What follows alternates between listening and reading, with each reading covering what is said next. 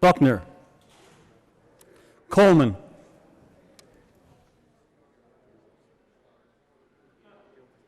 Coleman, Cook, Coram, Danielson, Donovan,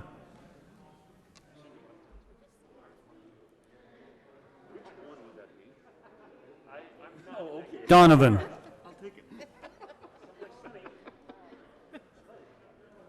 Donovan, I called her twice. She was not here.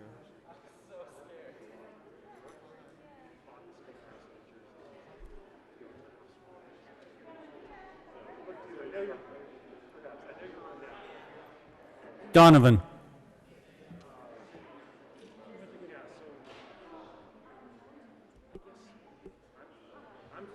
Excused.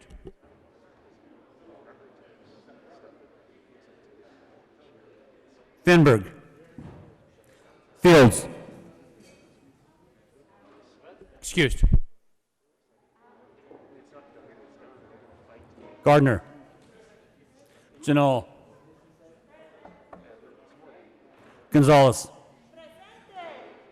Hanson, Heisey, Holbert, Hawkes Lewis, Kirkmeyer, Colker, Lee, Liston, Lundeen, Moreno, Pedersen,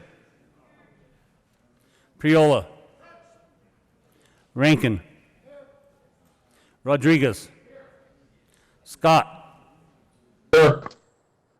Simpson, Smallwood, Sonnenberg, Morning, David. Story, Winter, Woodward, Excused. Woodward? Zenzinger, So I don't see Donovan or. Donovan, We had her as excused, so still waiting. Donovan and Fields.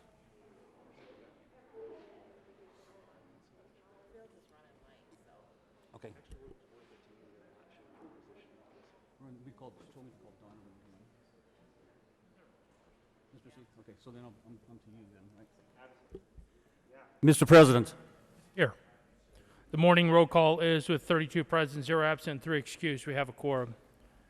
Would the good senator from Denver please lead us in the Pledge of Allegiance? Thank you, Mr. President. Members, please join me in saying the pledge. I pledge allegiance to the flag of the United States of America and to the republic for which it stands, one nation, under God, indivisible, with liberty and justice for all. Please add Senator Donovan to the roll call. Thank you. Sorry, guys. Approval of the journal. Senator Hawkes Lewis. Thank you, Mr. President. I move the reading of the Journal of Friday, April 30th, 2021 be dispensed with and the journal be approved and as corrected by the Secretary. You have heard the motion. All those in favor say aye. All those opposed, no. The ayes have it. The motion is adopted. Senate Services. May 3rd, correcting enroll Senate Bill 32, 63, 95, 106, 118, 185, 202, 203, 204, 231, 232, correctly revised. House Bills 1016, 1056, 1103, 1114, 1117, 1132, 1113, 1132, 1139, 1151, 1186, 1212, 1222, 1231, 1236, and 1249. Correctly re-revised House Bills 1167 and 1241, correctly enrolled Senate Bill 135 and 205.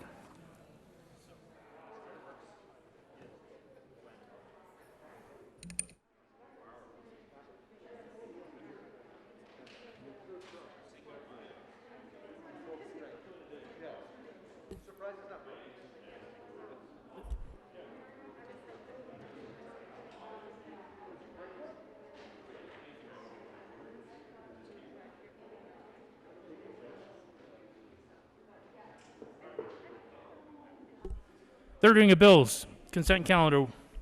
Will the clerk please read all the bills listed on the third reading consent calendar? House Bill 1139 by Representative McCluskey and Senator Rankin concerning the acquisition of forms of identification from the Department of Revenue and in connection therewith facilitating the renewal of driver's licenses by identification cards by electronic means, facilitating the renewal of driver's licenses and identification cards by other individuals, and allowing certain individuals to sign a driving log attesting that a minor driver with an instruction permit has completed a minimum number of driving hours. House Bill 1114 by Representatives McCormick and Bradfield and Senators Hawkins Lewis concerning the provision of internet service by a school district to enable individuals associated within the district to access a school district network.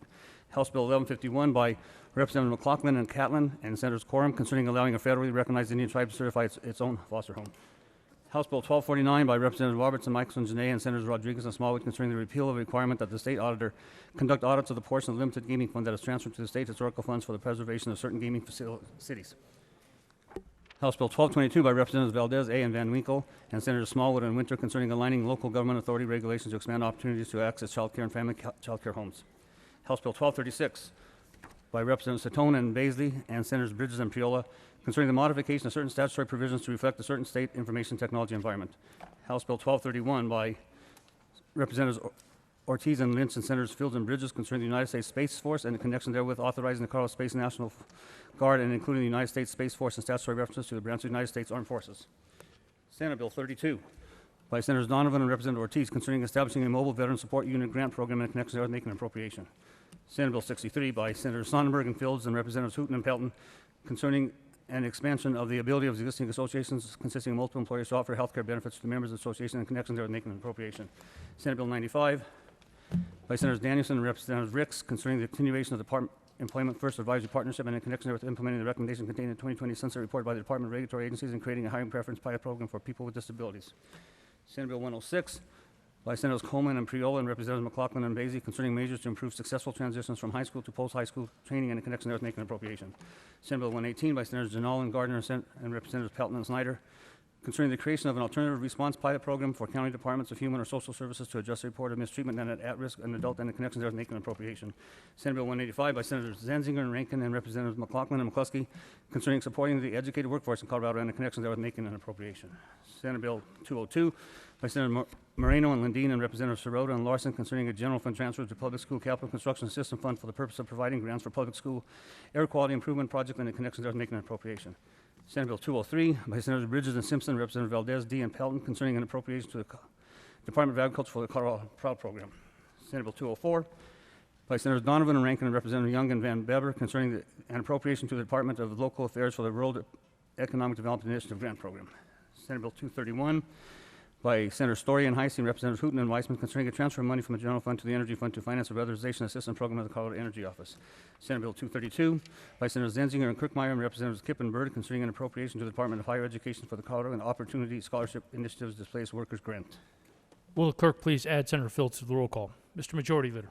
Thank you, Mr. President. I move the passage of all the bills on third reading of bills consent calendar, which includes House Bills 1139, 1114, 1151, 1249, 1222, 1236, 1231, and Senate Bills 32, 63, 95, 106, 118, 185, 202, 203, 204, 231, and 232. Is there any discussion on any of the bills listed under the motion? Are there any no votes on any of the bills listed? Mr. Minority Leader. Thank you, Mr. President. I ask to be recorded as a no vote on Senate Bill 32, Senate Bill 95, and House Bill 1114. Minority Leader will record as a no vote on the following bills. Senator Smallwood. Good morning, Mr. President. I request to be recorded as a no vote on House Bill 1114. Senator Smallwood will be recorded as a no vote on House Bill 1114. Senator Lundin. Good morning, Mr. President. I request that I be recorded as a no vote on House Bill 1114.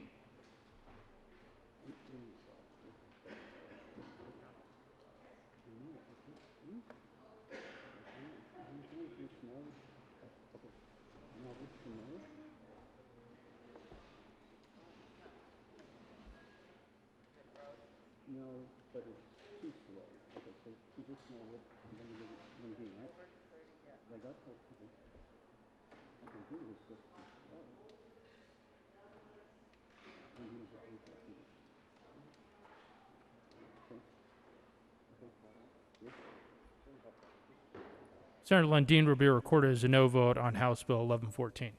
Senator Sonnenberg. Thank you, Mr. President.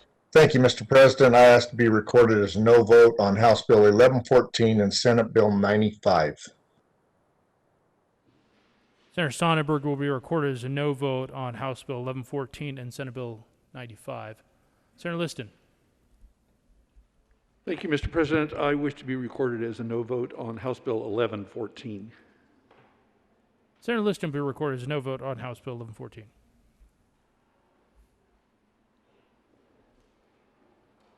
Senator Kirkmeyer. Thank you, Mr. President. I wish to be recorded as a no vote on Senate Bill 95. Senator Kirkmeyer will be recorded as a no vote on Senate Bill 095.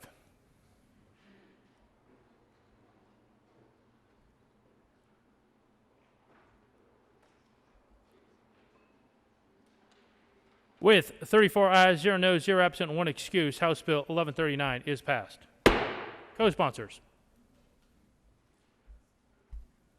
Senators Bridges, Winter, Heisey, Scott, Janal, Kolker, Moreno, Sonnenberg, Simpson, Priola, Cook, Gonzalez, Smallwood,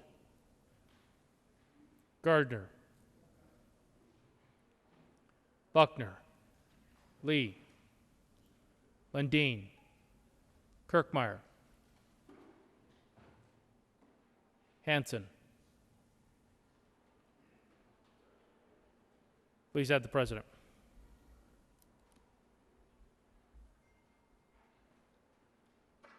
With a vote of 29 ayes, 5 no votes, 0 absent, and 1 excuse, House Bill 1114 is passed. Co-sponsors, Mr. Majority Leader, Senators Danielson, Janal, Winter, Story, Moreno, Bridges, Zenzinger, Hanson, Pedersen, Buckner, Lee, Gonzalez, Kolker.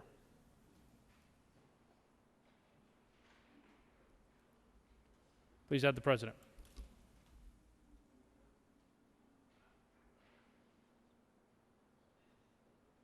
With a vote of 34 ayes, 0 noes, 0 absent, and 1 excuse, House Bill 1151 is passed. Co-sponsors, Senators Danielson, Janal, Kolker, Cook, Scott, Moreno, Lee, Kirkmeyer, Winter, Rodriguez, Smallwood, Hawkes Lewis, Priola, Donovan, Story, Gonzalez, Pedersen, Rankin, Coleman, Buckner, Fields.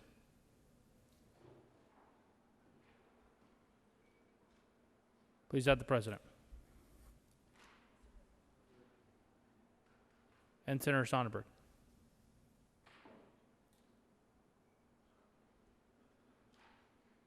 With a vote of 34 ayes, 0 noes, 0 absent, 1 excuse, House Bill 1249 is passed. Co-sponsors.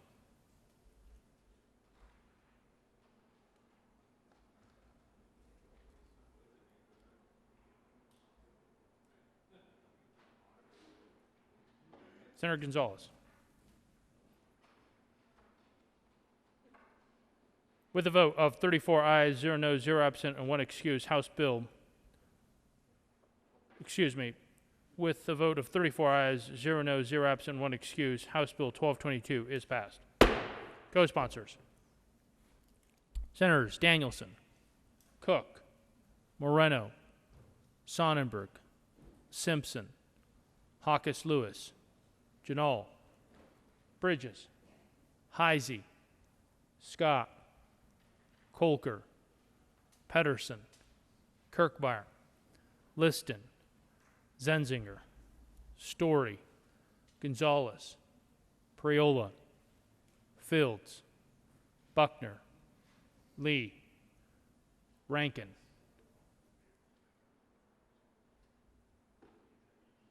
Please add the president.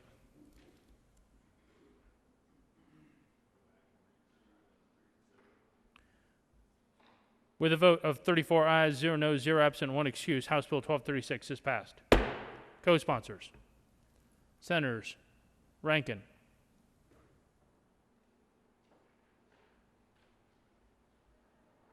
Colker,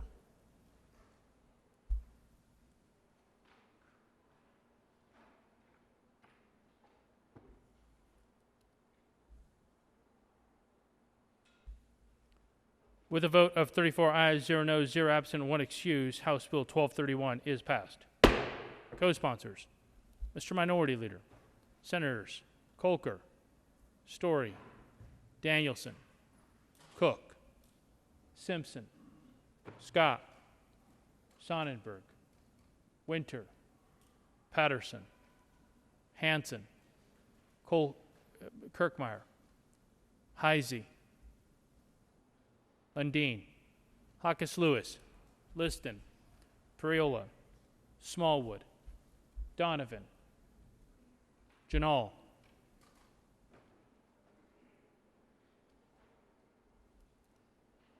please add the President.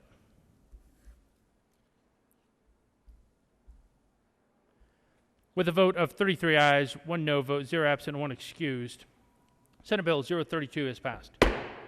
Co-sponsors: Senators Colker, Danielson, Simpson, Hawkes Lewis, Moreno, Winter, Pedersen, Rankin, Buckner, Lee, Zenzinger, Gonzalez, Priola, Janal, Story, Heisey, Bridges, Hanson,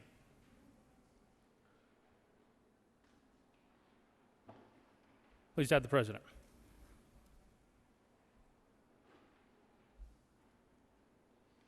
With a vote of 34 ayes, 0 noes, 0 absent, 1 excused, Senate Bill 063 is passed. Co-sponsors: Senators Janal, Scott,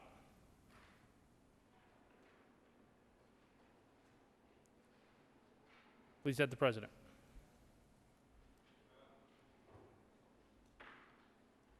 Senators Smallwood, Priola.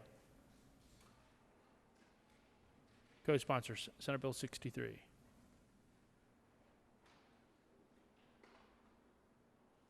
Donovan,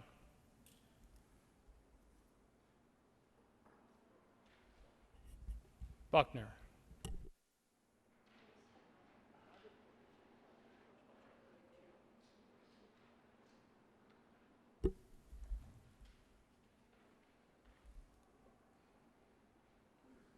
with a vote of 31 ayes, 3 no votes, 0 absent, and 1 excuse, Senate Bill 095 is passed. Co-sponsors: Senators Zenzinger, Janal, Winter, Colker, Moreno, Story, Buckner, Hawkes Lewis,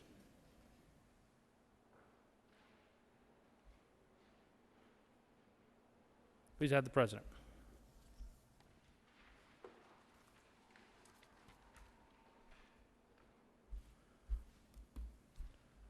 With a vote of 34 ayes, 0 noes, 0 absent, 1 excused, Senate Bill 106 is passed.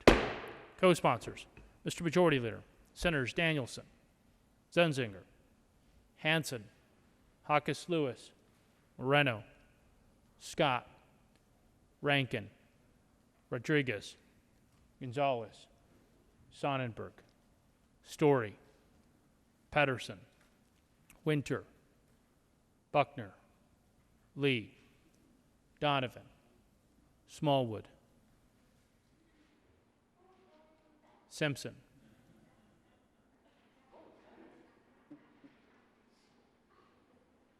Bridges. Please add the President. With 34 aye votes, 0 no, 0 absent, 1 excused, Senate Bill 118 is passed.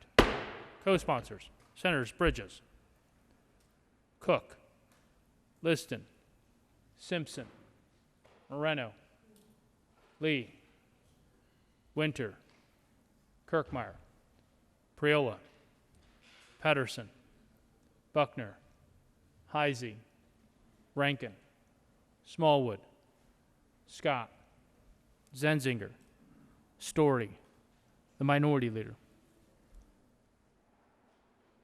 Lundin, Gardner.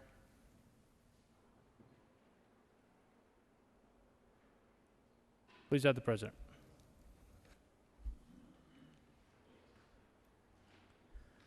With 34 aye votes, 0 no, 0 absent, and 1 excuse, Senate Bill 185 is passed. Co-sponsors, Senators Bridges, Winter, Janal, Danielson, Hanson, Majority Leader, Simpson, Huckus Lewis, Priola, Story, Moreno, Rodriguez, Lundin, Donovan, Colker, Corum, Kirkmeyer, Pedersen, Buckner, Scott, Sonnenberg, Fields, Gonzalez, Lee. Please have the President.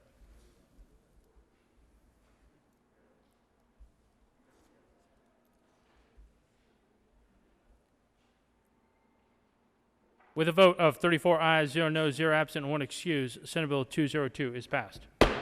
Co-sponsors, Mr. Majority Leader, Senators Bridges, Hanson, Story, Danielson, Winter, Simpson, Kirkmeyer, Priola, Lee, Gonzalez, Heisey, Rankin, Pedersen, Buckner, Sonnenberg, Huckus Lewis, Donovan, Cook, Janal, Colker, Scott. Please have the President.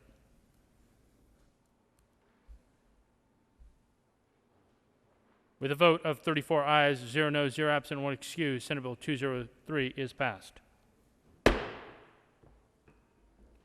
Co-sponsors, Senators Gonzalez, Colker, Danielson, Kirkmeyer, Liston, Priola, Scott, Sonnenberg, Moreno, Lee, Huckus Lewis, Pedersen, Buckner, Winter, Corum, Story, Cook, Janal, Donovan, Rankin,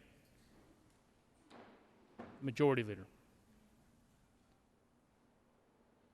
Please have the President.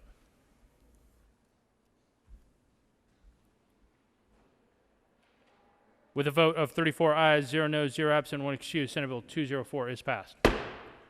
Co-sponsors, Senators Simpson, Danielson, Bridges, Priola, Corum, Scott, Sonnenberg, Zenzinger, Moreno,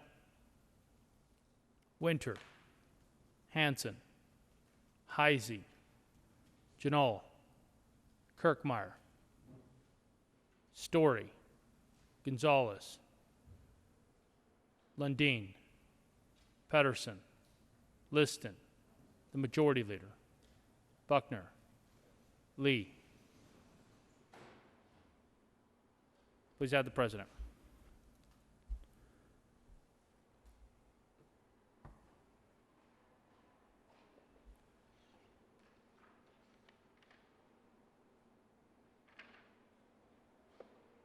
With a vote of 34 ayes, 0 noes, 0 absent, and 1 excuse, Senate Bill 231 is passed.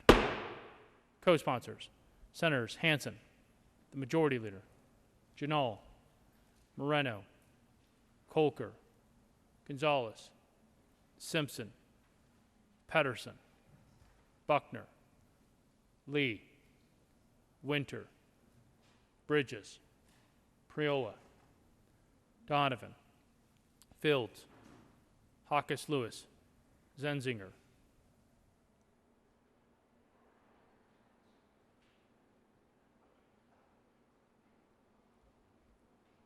Please add the president.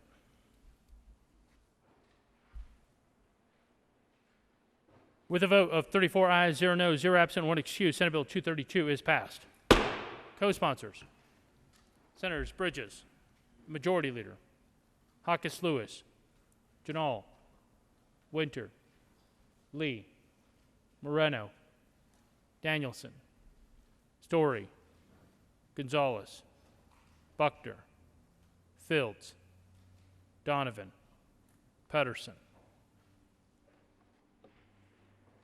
Sonnenberg, Priola. Please add the president.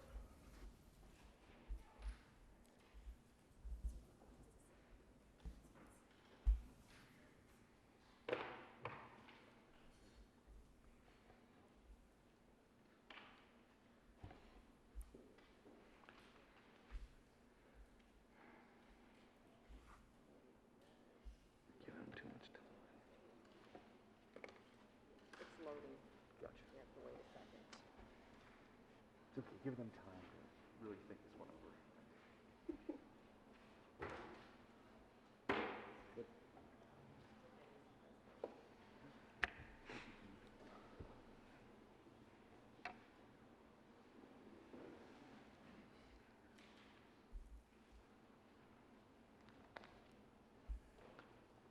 Third reading of bill's final passage. Will the clerk please read the title to House Bill 1186?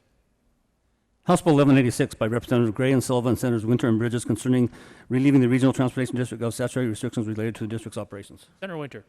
Thank you, Mr. President. We move House Bill 1186 on third reading and final passage. The motion is the passage of House Bill 1186 on third reading and final passage. Are there any no votes?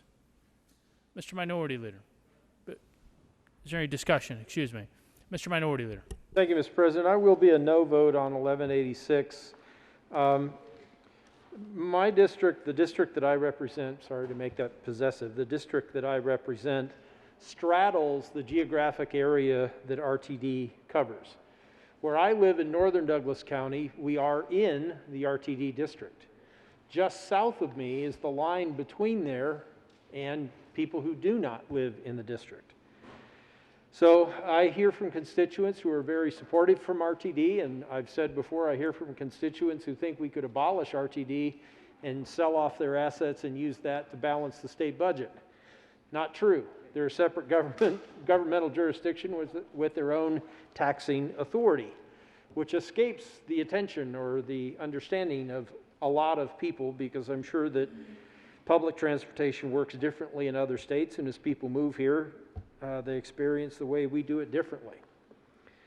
But to take away these restrictions, for instance, on contract vehicle services, people understand, whether they understand intimately how RTD works and how they fund themselves or not, they do understand what a bus or a train or some other vehicle with RTD on the side, they understand that's RTD. To contract with these services outside of RTD, I think, could provide some flexibility. I understand that, but certainly for people who are paying for those things, I don't think they'll necessarily understand who controls that vehicle. Fares. This is the primary reason that I oppose this bill. The bill repeals the requirement that 30% of RTD's operating costs be covered by fare revenue. Not F-A-I-R, but F-A-R-E. The amount of money that people pay to ride that bus or ride that train. Now, I don't live in the city of Lone Tree, but Lone Tree invested heavily and supported the extension of RTD light rail beyond Park Meadow Mall and Lincoln Avenue out to Ridgegate. Primarily, I think that parking garage was intended for people driving north on I-25 from places like Colorado Springs. Okay. Well, now I have an RTD train that runs right past my neighborhood, and I tell you what, it's empty. Most of those trains don't have anybody on them.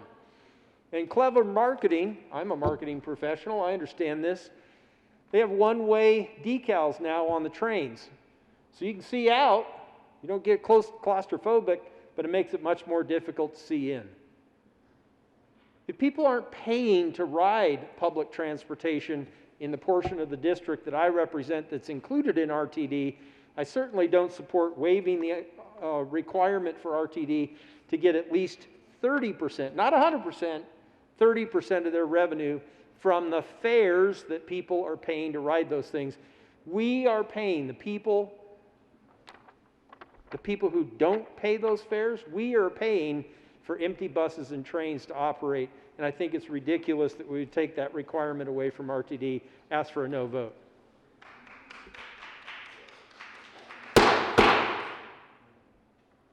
There will be no clapping from the gallery, please.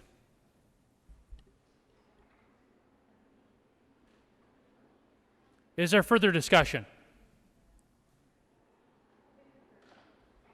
Seeing none, the motion before the body is the passage of House Bill 1186 on third reading and final passage. Are there any no votes?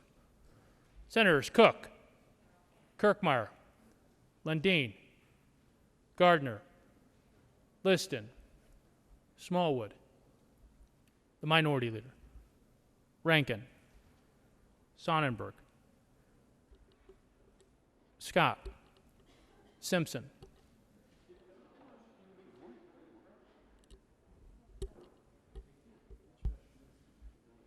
with 23 ayes, 11 no votes, 0 absent, and 1 excuse, House Bill 1186 has passed. Co-sponsors, Senators Hansen, Gonzalez, Priola, Moreno, Patterson,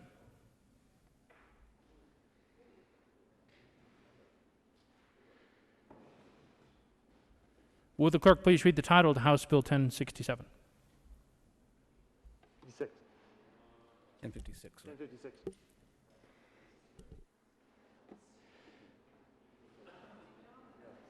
Excuse me.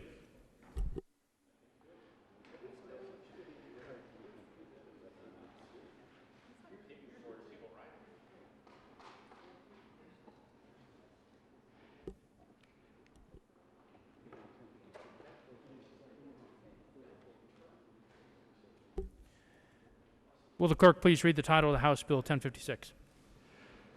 House Bill 1056 by Representative Pelton and Senators Hansen concerning public projects supervised by the Department of Transportation that are subject to the Construction Bidding for Public Projects Act.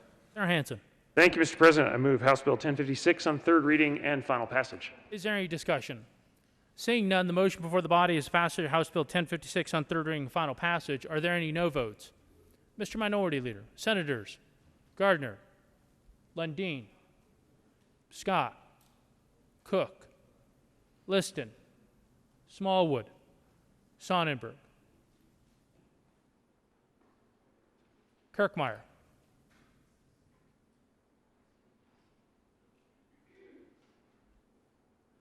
with 25 ayes, 9 no votes, 0 absent, and 1 excuse, House Bill 1056 is passed. Co-sponsors.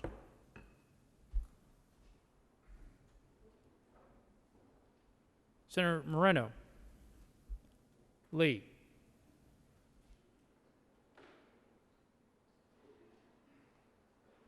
will the clerk please read the title to House Bill 1132? House Bill 1132 by Representatives Amabali and Baisley and Senator Story concerning authorized distribution from the Local Government Limited Gaming Impact Fund. Senator Story. Thank you, Mr. President. I move House Bill 1132 on third reading and final passage. Is there any discussion? Seeing none, the motion before the body is passage of House Bill 1132 on third reading and final passage. Are there any no votes? Mr. Minority Leader, Senators Heisey, Gardner, Kirkmeyer, Lundin, Cook, Sonnenberg, Scott, Smallwood, Simpson.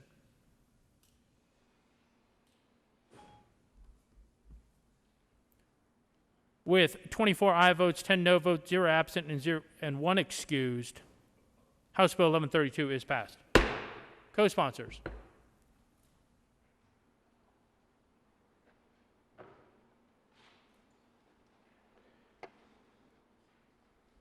Will the clerk please read the title of House Bill 1117? House Bill 1117 by Representative Lantina and Gonzalez Gutierrez and Senators Gonzalez and Rodriguez concerning the ability of local governments to promote the development of new affordable housing units pursuant to their existing authority to regulate land uses within their territorial boundaries. Senator Rodriguez. Thank you, Mr. President. I move House Bill 1117 on third reading and final passage. Is there any discussion? Seeing none, the motion before the body is the passage of House Bill 1117 on third reading and final passage. Are there any no votes? Senators Heisey, Simpson, Minority Leader, Rankin, Smallwood, Lundin, Cook, Gardner, Liston, Kirkmeyer, Scott, Sonnenberg.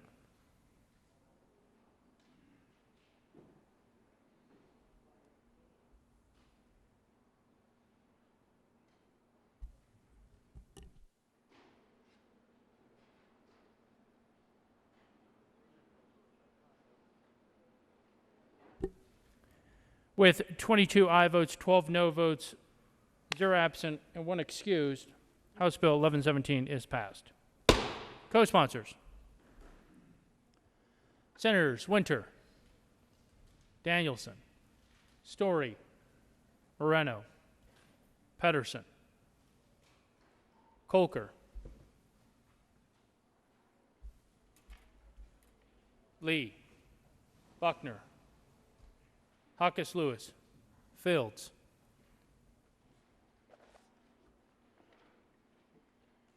Will the clerk please read the title to House Bill 1212? House Bill 1212 by Representatives Soper and Escar and Senators Quorum and Fields concerning the diversity of members appointed by the governor to boards authorized by the General Assembly. Senator Quorum. Thank you, Mr. President. We move House Bill 1212. Ask for an aye vote. Is there further discussion? Senator Quorum. Thank you, Mr. President. I think this is a very important bill. I'm sure the President and the Majority Leader have forgotten, but last day, we had a little conversation over appointments. And I want to bring you back to that time with a smile on my face. But at that time, that day, we had 51 appointments. 2 of those appointments, residents, was east of I-25. 1 in Parker and 1 in Brighton. And the appointments have been very centrally located as far as geographic and diversity. And I think it is truly important that we actually keep an eye on these and represent that all of these appointments have the ability, no matter where you live around the state, to participate in. And so I think it's important. I think it's one of our jobs in the Senate that, frankly, we have been lax on. Because we look at it, it goes to a committee and it says unanimous and comes out for consent. But members, that is not good enough. These are 4-year appointments. Can definitely direct how a department is managed, and leaving out minority groups and groups that live, as an example, where I do 300 miles away. So I think it's important that we take this, we send a message to the first floor that we are doing our job. Thank you. Ask for an aye vote. Is there further discussion? Senator Fields. Thank you, Mr. President, and I just stand in strong support with my colleague here as we present this bill, House Bill 1212, because diversity is our strength. And we know that the administration has always worked extremely hard to make sure that there's diversity on our boards and commissions, but sometimes it does not happen. So what this bill does, it puts it in statute that there's going to be an intent behind making sure that we have every single demographic represented on boards and commissions. So members, please vote yes on 2112. 21. Thank Is you. there further discussion? Seeing none, the motion before the body is the passage of House Bill 1212 on third reading and final passage. Are there any no votes?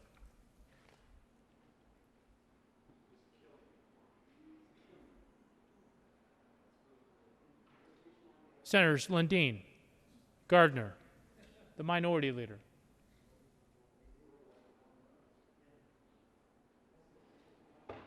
With 31 ayes, 3 no votes, 0 absent, and 1 excuse, House Bill 1212 is passed. Co-sponsors, Senators Zenzinger, Danielson, Buckner, Simpson, Rankin, Pedersen, Moreno, Lee, Smallwood.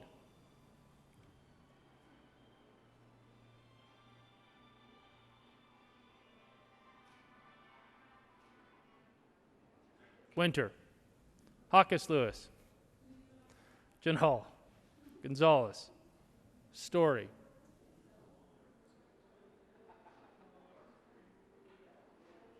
Please add the president.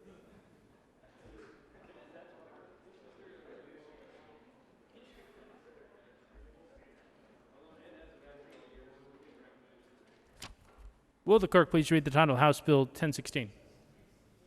House Bill 1016 by Representatives Ortiz and Linson, Senators Garcia and Gardner, concerning the authority to transfer jurisdiction of a veteran defendant's case to a jurisdiction within a veteran specialty court.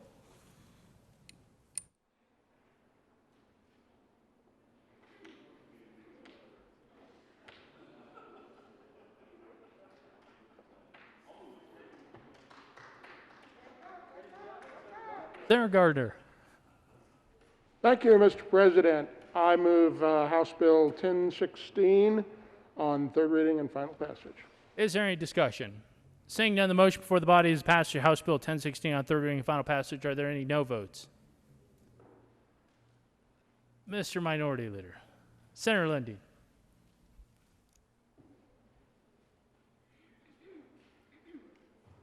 With 32 aye votes, 2 no votes, 0 absent, 1 excuse, House Bill 1016 is passed.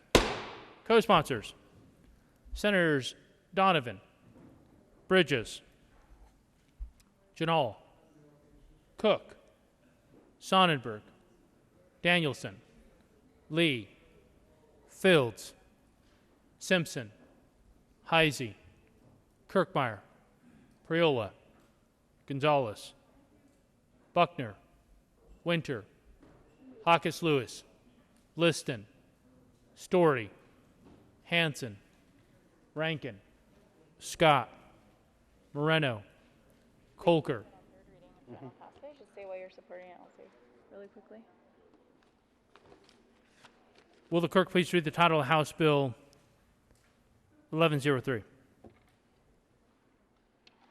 House Bill 1103 by Representative Cutter and McLaughlin and Senators Pedersen and Quorum, concerning implementing the recommendations of the Media Literacy Advisory Committee in Elementary and Secondary Education created pursuant to House Bill 191110. Senator Quorum. Thank you, Mr. President. I move House Bill 1103 on third reading and final passage. Is there any discussion? Mr. Minority Leader. Oh, dang. Thank you, Mr. President. I do want to share some comments on 1103. Did speak against the bill on second reading, and I want to assure my friends from Jefferson County and my good friend from Montrose, I don't suspect any bad motive at all. We're not to question motives. But to go back to the First Amendment of the United States Constitution and also the state constitution in Article 2, the Bill of Rights, when it addresses our freedom of speech, it talks about us, the government, we the legislature, not passing legislation that abridges speech. And this puts government, House Bill 1103 puts government exactly in that position. So even if it's done correctly, I think it's doing that. So I don't mean to disparage my friends at all. I understand the motivation to teach kids well. And part of that today is to understand the source of news, information, truth. One of the things that I encourage people in politics frequently is don't get outraged, learn what is true, and hold on to that. Because so much in politics is designed to just get people outraged. And often it isn't true. In fact, sometimes whatever they're outraged about doesn't even exist. It's not an interpretation of an opinion, it's about things that don't even exist.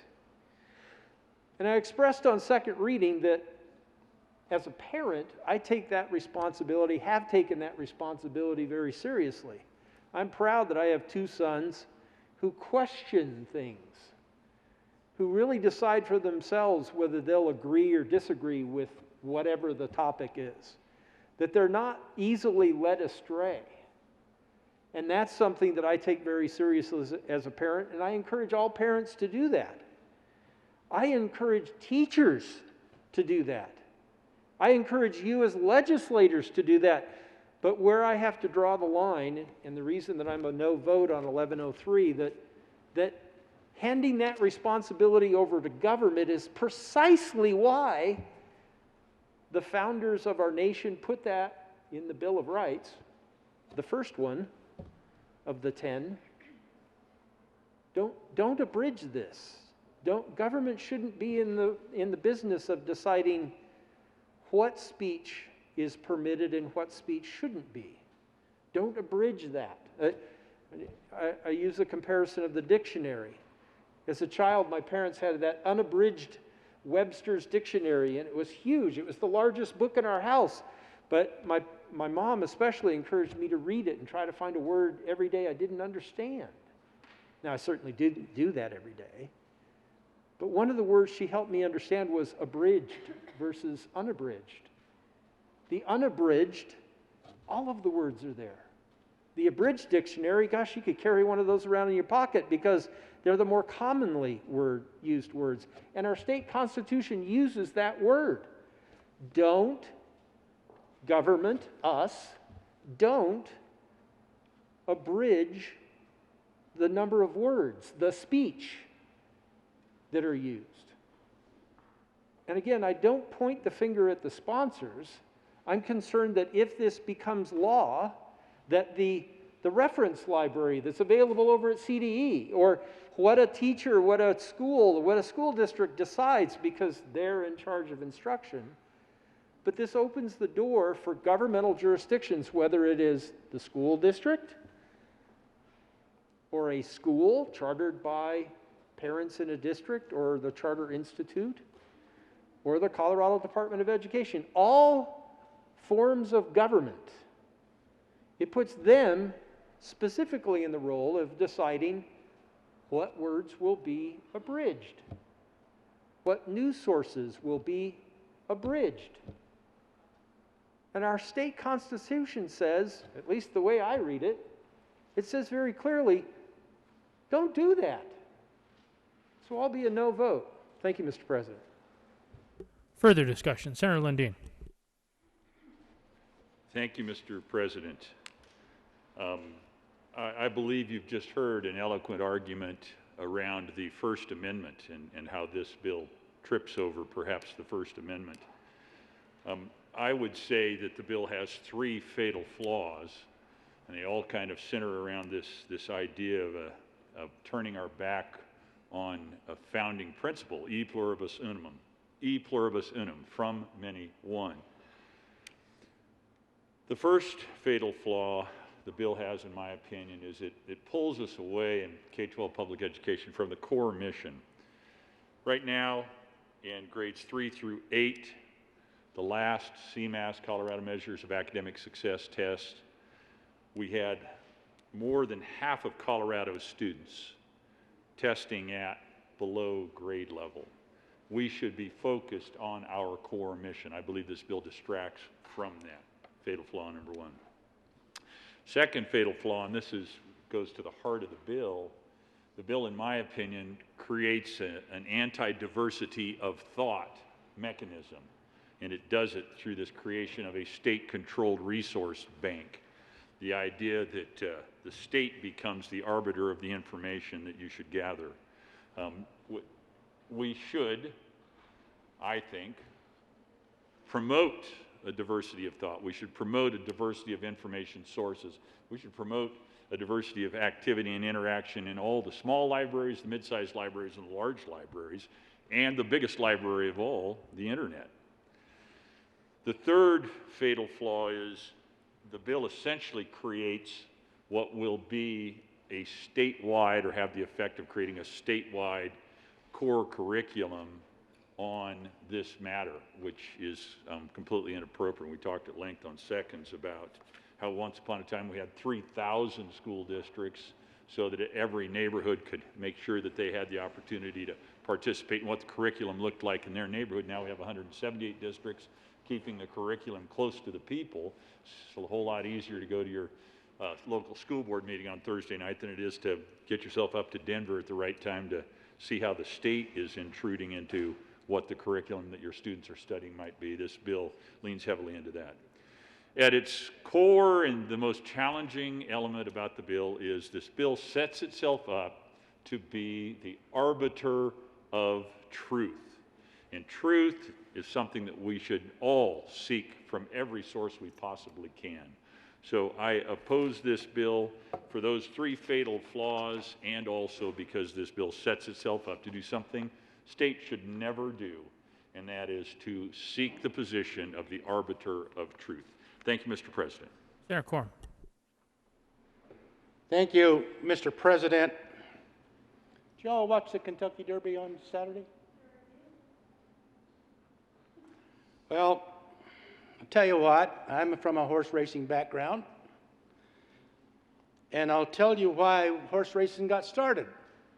It's a difference of opinion. And I want to thank the senator from Monmouth and the minority leader for their statements. Because frankly, I have to agree with a lot of it. But the problem is, that is exactly what is happening right now. It is monitored. Restrictions put on. If teaching critical thinking and able to decide the difference between fact and fiction is wrong, count me wrong every time. Every time. You all get emails each and every day. And your question is, where did this come from? How did this happen? It's concerning to me that we are in a nation that one group can get their message out and the other one can't. The other one cannot get their message. It happens each and every day. As I was saying, I'm a horse race guy. I watched a race a couple of weeks ago, the Wood Memorial, and a monster was born on that day. A first-time starter beat stakes horses by 13.5 lengths. It's an exciting race to watch. I went back to watch it again yesterday because I was so impressed with this horse. But it says this video is no longer available because Facebook does not agree with the content.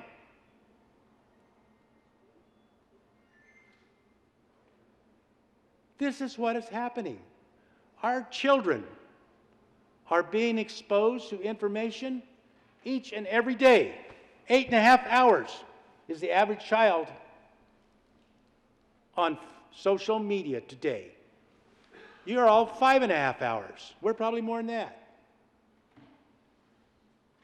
And you read stuff and say, how can this be true? How can this be true? If we do not teach our children critical thinking, the problem gets worse. And I don't see this as a government shutdown. The bill says that the goal is to educate, teach critical thinking without indoctrination. Is that wrong? If it is, I always want to be wrong. I think this is an important bill. And, you know, we pass bills each and every year. And we come back and say, you know what, that needs tweaked. And frankly, this bill will probably need tweaked. But it is a start. I haven't seen a lot of us in this room setting up. We've talked about this for years. But until now, nobody's come forward and said, you know what, we got to correct this. Is it a perfect bill? Absolutely not. It is a start. And to look for a solution is not wrong. And I've looked at the word solution many, many times. And nowhere in that word can I find the word no. No is not a solution. Sometimes you have to get out of your comfort zone and say, you know what we're doing is not right. This may not be right, but we've started the race. It's the beginning of the race, not the end. Ask for an aye vote. Senator Priola.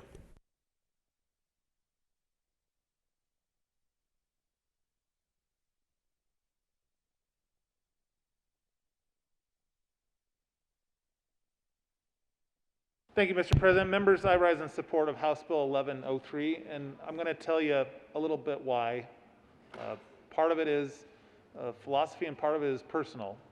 One of the reasons I support education reform down here and high standards is I truly believe that our democracy and republic depends on the next generation being informed and thinking with critical thinking skills. But on a personal level, my wife and I have spent the last 6 or 12 months dealing with some issues with one of our kids based on an app that I've recently realized was promoted by a Russian oligarch. This app he had used for 4 to 5 years, and my wife and I thought it was simply, junior high humor stuff. But what I think we need to understand as a body is that our enemies, our foreign enemies, are trying to use many of our freedoms against us. And we need to be cognizant of that, and where prudent and where measured, try to inform especially the younger generations of how they're being played. Thank you. Senator Pedersen. Thank you, Mr. President. Members, this is a small step, but an incredibly important bill in this time. This only implements the recommendations that came out of a policy that we passed. We passed the Media Literacy Advisory Committee. It was made up of members who are experts in this field with diverse backgrounds and experiences and training across the state. And they came up with recommendations on each grade level on what we think that we should actually be teaching our kids to make sure that they are critical thinkers.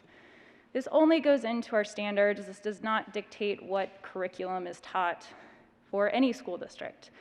It provides an optional resource bank. There's been a lot of attention on the resource bank. This is just optional, but could be a great resource if you choose to utilize it because of the experts that have come together, because they care deeply about addressing the needs in our state and the gap in our system. What this bill, one of the people who testified, I thought, really summed up the importance of this bill perfectly. His name is Doug Bell, and he talked about how he was here for years and reported on public servants in the Capitol. He had students from MSU who were part of his class.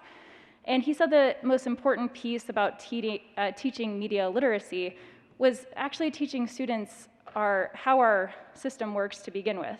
Most people, unfortunately, who graduate are unaware. You all get emails thinking that we go to DC and they call you a congressperson. Many people don't actually know the fundamental system of government, how bills are passed. He said that that was one of the most important pieces of that class. but also the ability to think critically about the information that they're getting, about the standards that they report on. And those standards that are put in journalism do not exist for anyone who can write whatever that they want, put it on the internet, and if it has the right title, it feeds into somebody's bias. Unfortunately, we do not have a way of, this is not about controlling information, this is about making sure that people think critically when they do see that headline, when they actually look at where those news sources were coming from, or if there are any sources at all. You know, I think about how quickly the world is changing. I look at my dad. He believes anything that comes in an email because it must be real. It's on the internet, it must be real. My dad is one of the people who actually believes in QAnon. It's hard to admit that. I love my father. But he lacked being taught those critical thinking skills in a changing time. Sorry, I didn't want to get emotional about that, but I think about how radicalized our country has become because we have algorithms that feed us these sources. We don't actually have to contemplate other people's opinions or views. We don't have to differentiate between what an opinion piece is versus what is actual fact. It is a scary time. We need to be teaching critical thinking skills.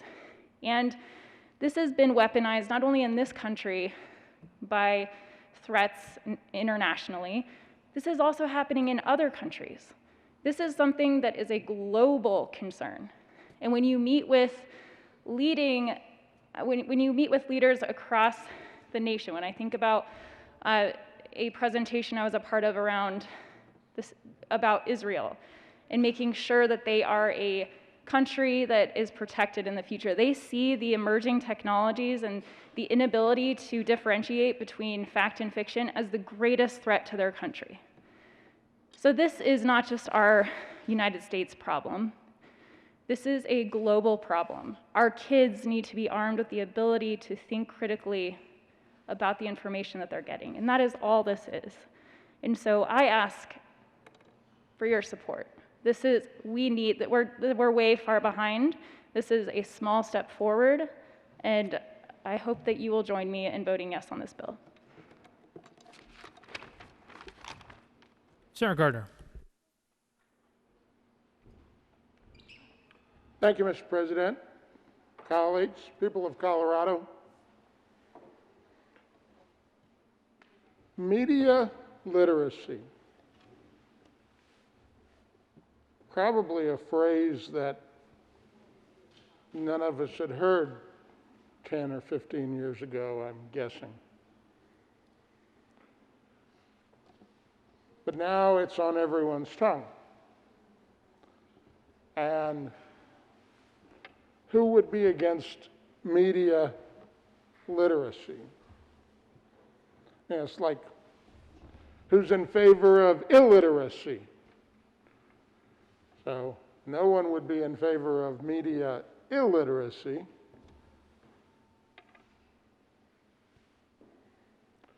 But media literacy is a far more subjective term than simple literacy. My colleague from Monument offered a very coherent 3 points about what's wrong with this bill. Not because I can tell you from personal knowledge he's opposed to media literacy, quite the contrary.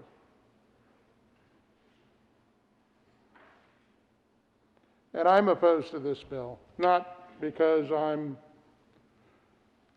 opposed to media literacy. In fact, I walk around with some amount of elevated blood pressure on a daily basis because of the media illiteracy. But that's not new. It existed 40 years ago. So So you would say to me, well, high time for this bill.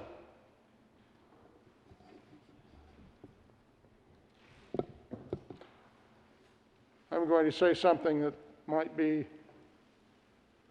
a bit controversial. I know I never do that, but I may do that this moment. Why would you further entrust to some of the very institutions that are responsible for the media illiteracy that we have today, to somehow give them resources to combat the problem? You say, well, because they don't have the resources. Look,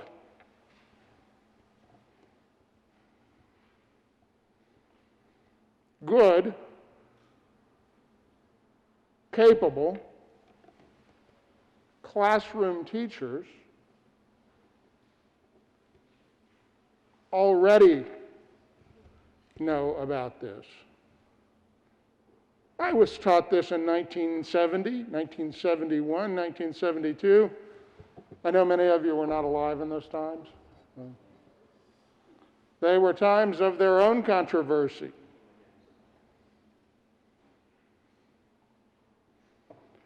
They were times when you could pick up a good deal more newspapers than you can today. You could only turn on 3 TV stations, well, 4. And in fact, sadly enough, in those days, your mass media news was curated for you in a way that probably was not healthy.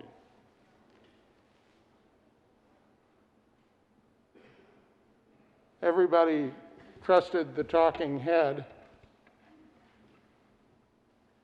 but there were newspapers, 2 in practically every major city, with competing viewpoints, competing coverage.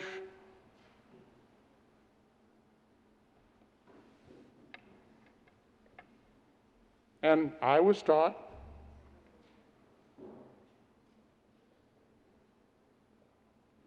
by a very, very capable civics, history, and social studies teacher how to be discerning. That wasn't a comfortable experience, by the way. It's probably about as uncomfortable as going to the first year of law school, when people would say, well, why did you accept that as true? Why? What evidence is really there? Is there some other evidence?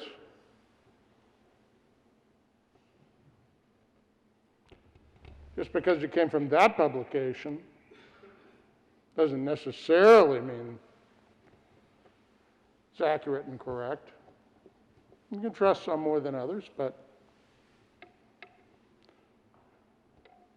to say something else that may be considered controversial, but ought to be lesson 1 in media literacy. Every reporter, professional or amateur, comes to a story with a bias. Some do better than others, but they come with a bias. We need to pass a bill to create resources to teach that. We didn't need that in 1972. We just needed what, by and large, we had, which was teachers, even in high school, who were willing and cared enough and conscientious enough to challenge students to think.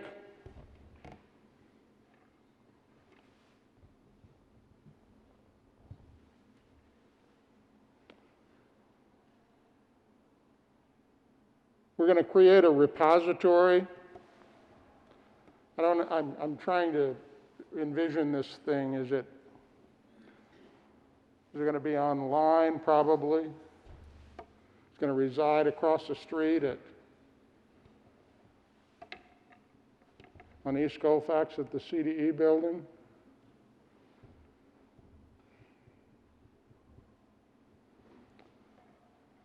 Let me hasten to say, I believe the sponsors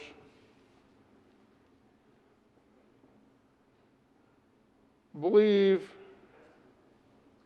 much of the same that I do about the necessity for media literacy. And I believe their bill has the very best of intentions. They want to solve the problem of media literacy, or media illiteracy, more accurately. They want to solve the problem of America's K-12 students, particularly our 12 students, not thinking critically about issues and problems.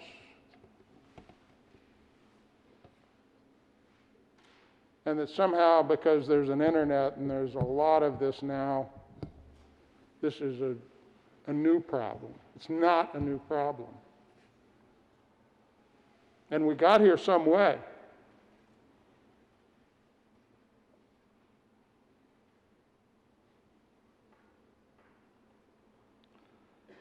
Like so many bills, this bill seeks, with good intentions, to solve a problem or to mitigate a problem, to give tools and resources. But whose tools and resources? I mean, the first thing I would tell my children, if they weren't already grown, and now we have these conversations at the dinner table and on Sunday mornings, we still have the same conversations. I would say to them, well, media literacy, that's, maybe you ought to start by defining what that means. That means different things to different people, turns out.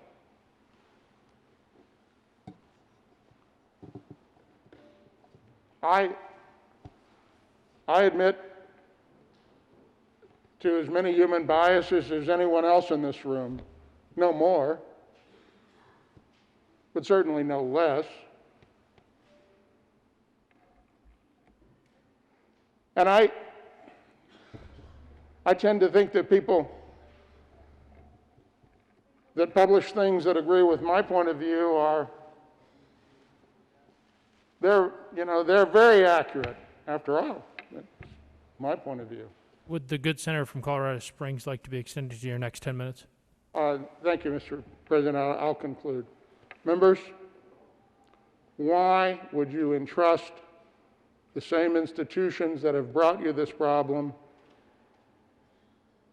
with things that would allow them to make the problem that much worse rather than to correct it?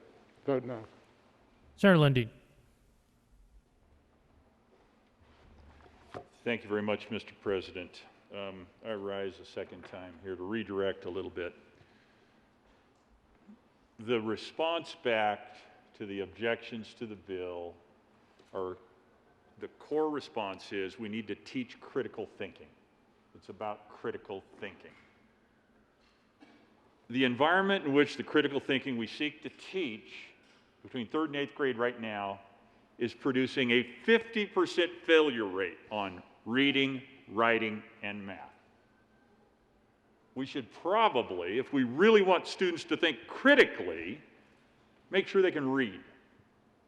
If we really want students to think critically, we should make sure they can do math, because nothing is more critical in its hard edges and truth or falsehood as is math.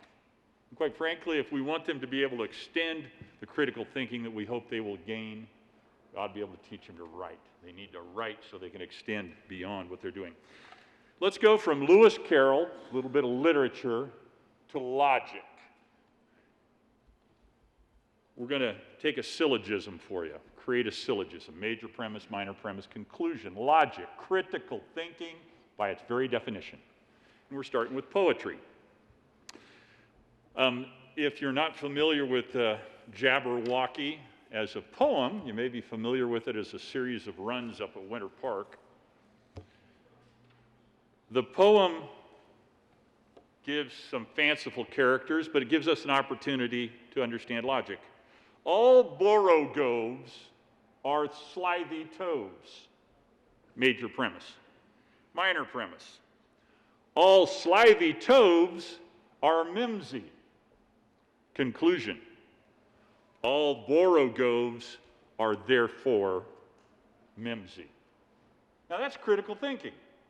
Didn't need a resource bank created by the state to understand a major premise, a minor premise, a conclusion associated with that. That is critical thinking. I support that. The challenge is, this bill isn't about thinking at all. It's about gathering up some information, having a panel of individuals associated and controlled by the government, deciding what information should go into a resource bank, giving that resource bank to the folks at CDE so they can then push it out to the school districts, who may, at their option, pick it up, but we all know how human nature works. Odds are, if it's put together for you, you're going to pick it up because you're busy, everybody's busy. Odds are, if there is social pressure to make sure you get it done, you'll do it in that way.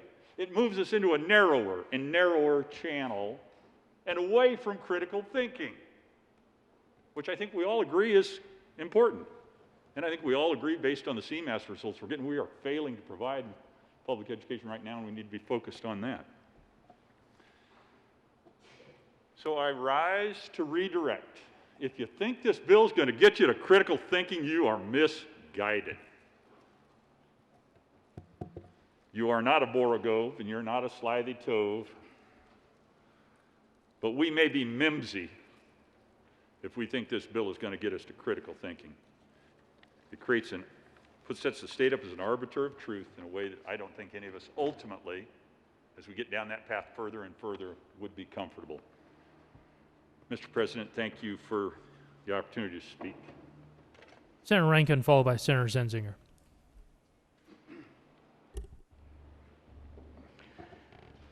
I wonder if when Thomas Jefferson had his own newspaper, which he owned, and John Adams had his own newspaper, and they were in violent opposition to each other, I wonder if they would contemplate the federal government passing a law which tried to interpret literacy and reading. I wonder if Madison in Federalist 10, when he talked about the benefit, the good part of friction between various parts of government. I wonder if he thought the federal government or even state government should have a law or a panel to try to help interpret faction between parts of government. I wonder if it's a role of government. It seems to me that, this is sort of an Orwellian truth squad or truth council to try to determine. Now, I know that's not the intent, but that's the evolution. Look, we know from reports from our students that we already have individual educators doing their own interpretation of what is truth in media. So what's the difference? Media is more intense. It's in a different form. But going back to what we've heard today, do we really want to influence kids who can't read at the third grade level? They can't read. And what is media? What do we mean by media? Do we mean TV news? Do we mean social media, Facebook? What is it we're trying to interpret or guide these kids who flat can't read? 70% of them do not read. So at grade level, at third grade. So what should we be doing? What should we be doing as a state? We should be teaching them to think critically, to read on their own, We should be giving them different points of view. I'm not really sure that's what this bill is about. I think everybody interprets it for themselves. You think, oh, well, it'll come out in my favor. You know, I'll be able to say, this is correct media, this is truth, this isn't. It's not, it is not the function of the state to determine truth. There's plenty of history that determines that friction between elements is good, truth is in the eye of the beholder, and it's very, very dangerous to go down this path, in my view, and in the view of the history that we've observed. I urge a no vote. Senator Zenzinger. Thank you, Mr. President. I was not going to come down and talk on this bill for a couple of reasons. A couple of years ago, I think it was 3 years ago now, I actually voted against the bill that formed the committee that studied this issue because I was under the impression that it was doing something entirely different than what it actually accomplished. Last year, we ended up setting this bill aside due to COVID, and so this is now the third year that this issue has come up. And I had to take a step back and really look at what this bill does, and I realized that I misinterpreted. I did not truly understand what this bill was getting at until I took some time to actually read the prior year's bill. So for those of you that are wondering what is the definition of media literacy, it's in there. They defined it. There was a bipartisan group of experts that came together and studied this issue over a year. And if you want to look at who was involved in that, I say take a look at the report. The report and that bill is actually in the title of this bill, so it's not that hard to find. At its heart, this is what this bill is about. I'm going to read to you an email. Dear friend, I assume you and your family are in good health. This being a wide world in which it can be difficult to make new acquaintances, and because it is virtually impossible to know who is trustworthy and who can be believed, I have decided to repose confidence in you after much fasting and prayer. It is only because of this that I've decided to confide in you and to share with you this confidential business. Overdue an unclaimed sum of $15.5 million, spelled out $15,500,000 only, when the account holder suddenly passed on, he left no beneficiary who would be entitled to the receipt of this fund. For this reason, I have found it expedient to transfer this fund to a trustworthy individual to act as a foreign business partner. Thus, I humbly request your assistance to claim this fund. Upon the transfer of this fund into your account, you will take 45% as your share from the total fund. 10% will be shared to charity organization in both country, and 45% will be for me. Reply on this project for more details. Your faithful, Mr. Sal Kavar. Sounds like a great deal, doesn't it? How do we know that this email might be suspicious? How would I, reading this email, figure out that maybe this was sent from somebody out of this country?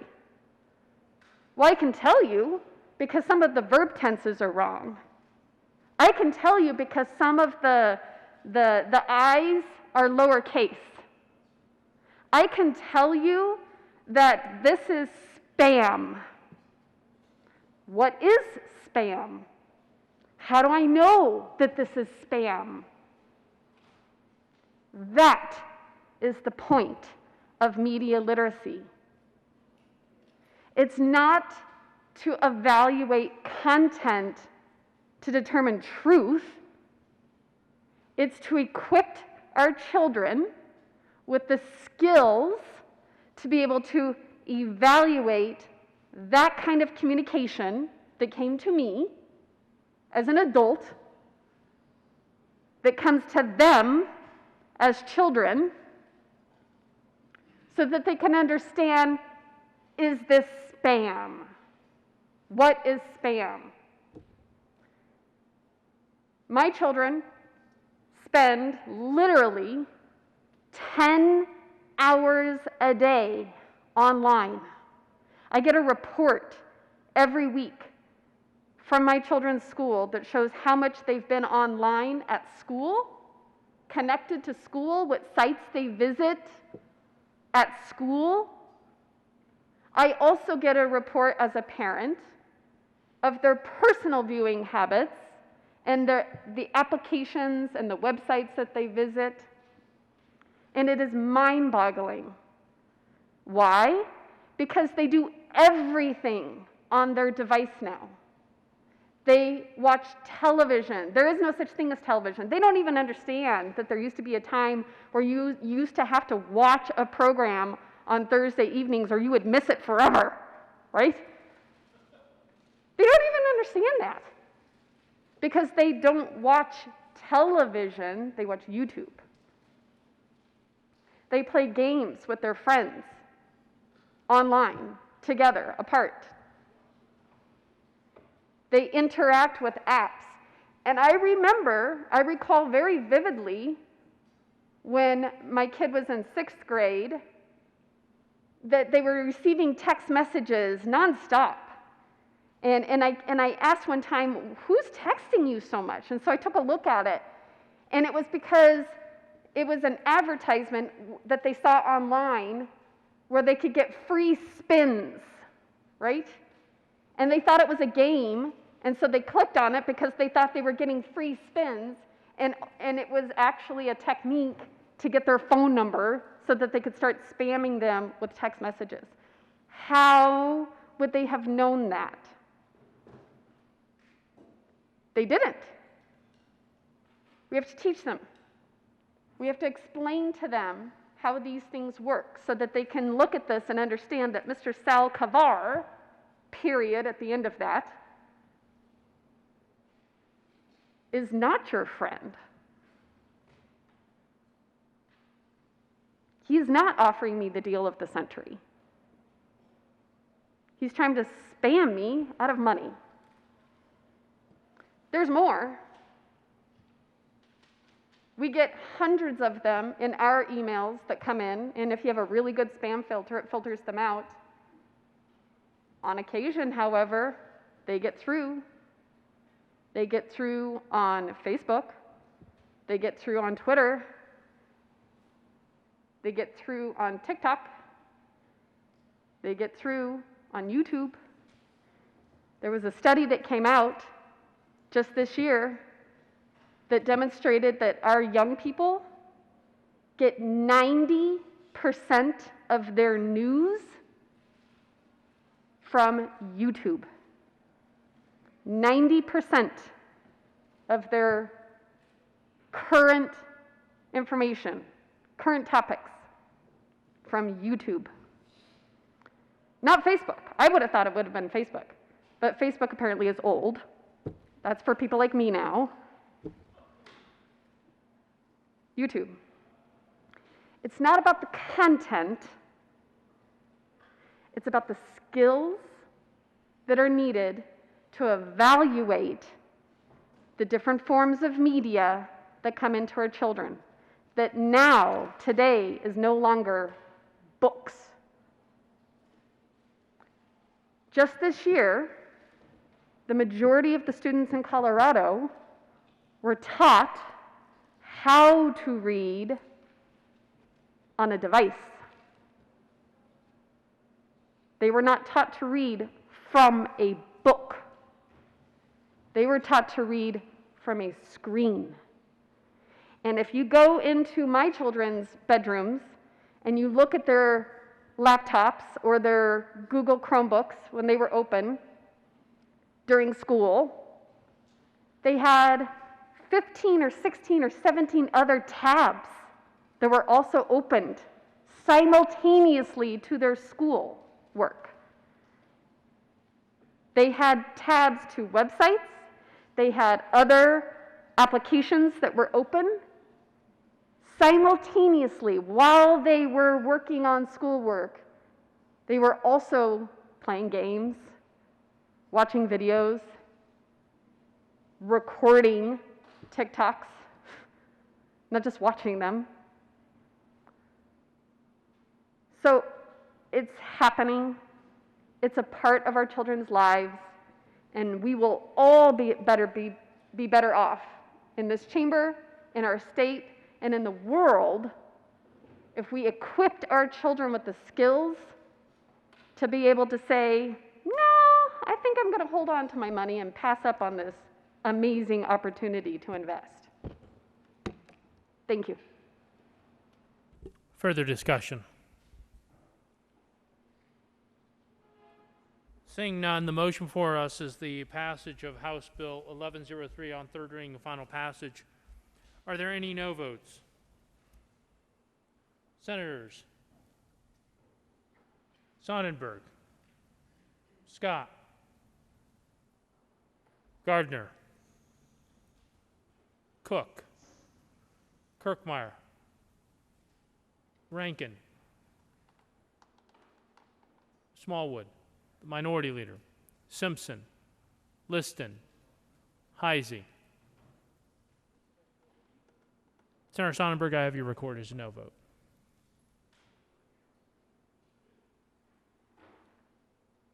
Lundin.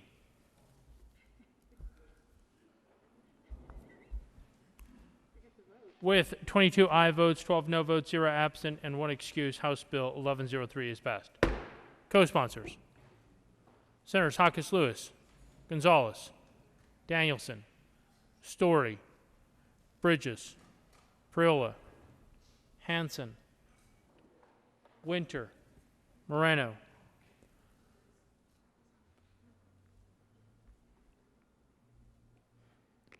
Janal, Buckner,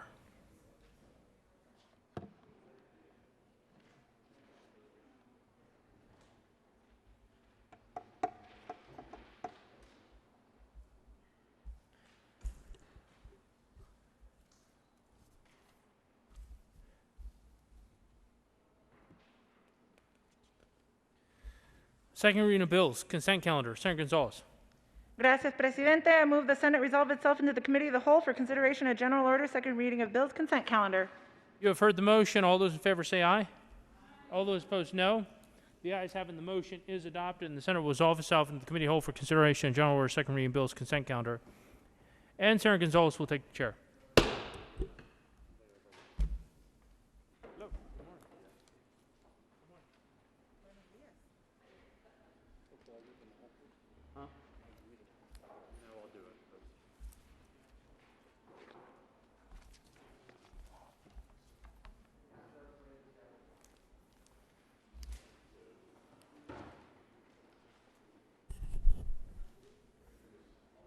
The committee will come to order, and the court rule is relaxed. Mr. Pineda, will you please read the titles to all of the bills on the general order Mr. Majority Leader. Thank you, Madam Chair. Apologies. I move House Bill 1133 layover until May 4th. The motion is to lay over House Bill, which bill? 1133. 1133 to May 4th. All those in favor say aye. Opposed, no. The ayes have it, and that bill will be laid over. Mr. Pineda, will you please read the title to all of the bills on the general order, second reading of bills, consent calendar? House Bill 1227 by Representative Lundin and Soper and Senators Fields concerning medical assistance program requirements for nursing facilities and in connection therewith establishing a demonstration of need. House Bill 1100 by Representative Soper and Gonzalez Gutierrez and Senators Bridges and Lundin concerning the ability to file documents electronically with governmental entities. Majority Leader Fenberg. Thank you, Madam Chair. I move for the adoption of all the bills on the consent calendar and their associated committee reports, which includes House Bill 1227 along with the Finance Committee report and House Bill 1100. Is there any discussion on any of the committee reports? Seeing none, the motion before the body is the adoption of all of the reports to all the bills on the general order, second reading of bills, consent calendar. All those in favor say aye. Aye. Opposed, no. The ayes have it. The reports are adopted. Is there any discussion on any of the bills on the consent calendar? The motion before the body is the adoption of all of the bills in the general order, second reading of bills, consent calendar. All those in favor say aye. Aye. Opposed, no. The ayes have it, and those bills are adopted. Majority Leader Fenberg. Thank you, Madam Chair. I move the committee rise and report. The motion is to rise and report. All those in favor say aye. Opposed, no. The eye has it, and the motion is adopted. The committee will rise and report. Okay, all right. We'll pull it off. Thank you.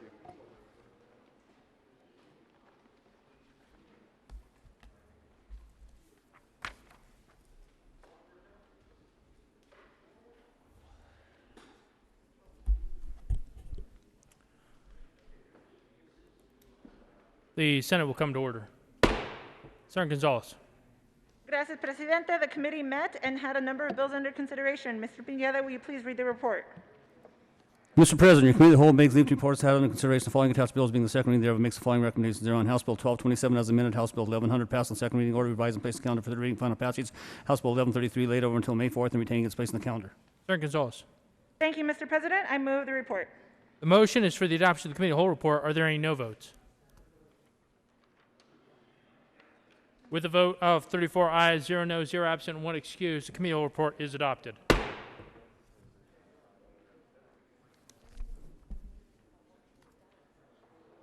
House Bill 1227 is amended. House Bill 1100 passed on the second reading. Order revised and placed on the calendar for third reading and final passage. House Bill 1133 laid over into 5421 retaining its place on the calendar. General order, second reading of bills. Senator Gonzalez. Gracias, Presidente. I move the Senate resolve itself into the committee of the whole for consideration of general order, second reading of bills. You have heard the motion. All those in favor say aye. All those opposed, no. The ayes have the motion is adopted, and the Senate resolve itself to the committee of the whole for consideration of general order, second reading of bills. And Senator Gonzalez will take the chair.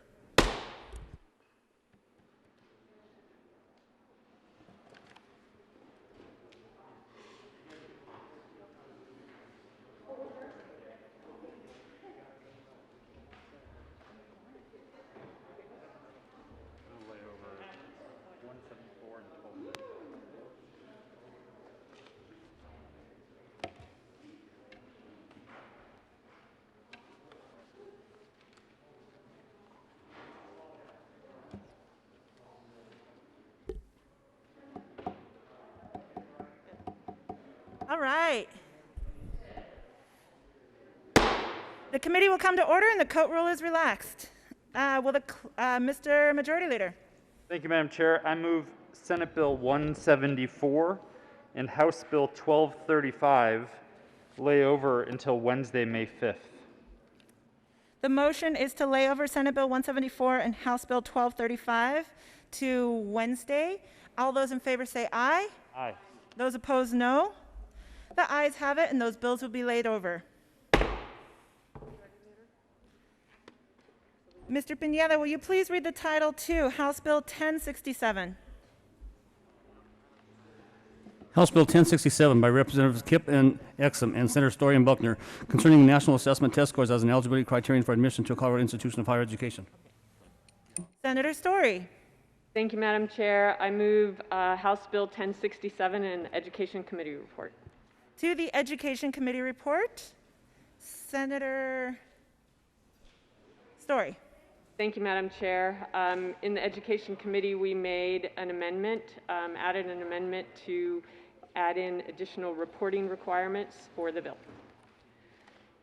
Excellent. Is there any further discussion? Seeing none, the motion is the adoption of the Education Committee report. All those in favor say aye. Aye. Aye. Those opposed, no. The ayes have it, and that report is adopted. To the bill. Senator Story. Thank you, Madam Chair. 1067 is about an, that's so weird. Oh yes, okay, sorry. 1060, I'm confused myself with my own notes.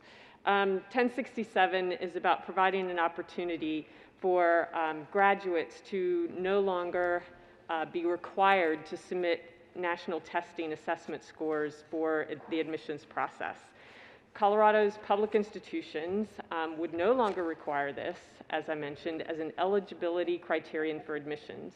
It gives higher education governing bodies the freedom to govern their institutions by determining what they'll use for admissions. It doesn't prohibit institutions from considering national assessment scores, nor prohibit students from submitting their scores. The bill does provide flexibility to institutions to determine the combination of factors to be used as the basis of admissions. Removing this requirement will remove a barrier for already marginalized students, students of color, women, first-gen students, and those likely to be Pell eligible. It also gives institutions an opportunity to increase access, diversify their student body, and utilize a holistic mix of metrics that have been proven to predict student success, including GPA, which is broadly accepted to be an effective predictor of post-secondary student success. Students also utilize performance in core subjects, concurrent enrollment, AP, IB coursework, work experience, leadership, and life experiences, and we urge an aye vote on this bill. Senator Buckner. Thank you, Madam Chair. This bill is test optional. As my co-prime said, students who do wish to have their ACT, SAT scores submitted may still do so.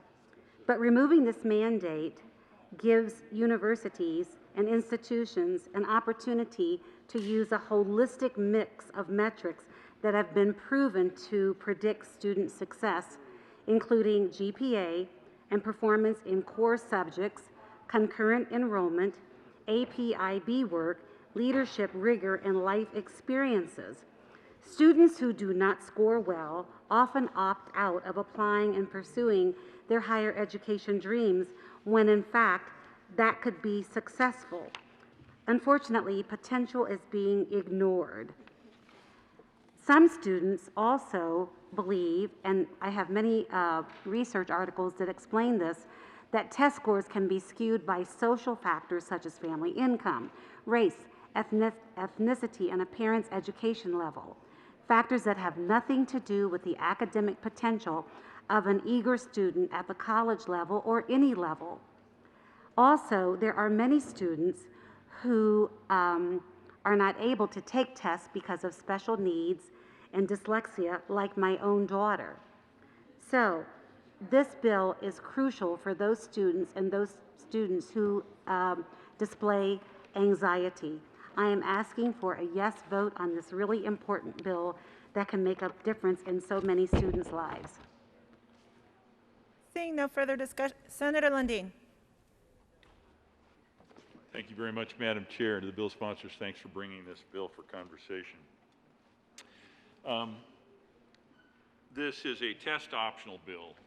You remember as you were working your way through high school, you were nervous about how you were going to do on that college entrance exam because you figured the college entrance was going to be critical to your future.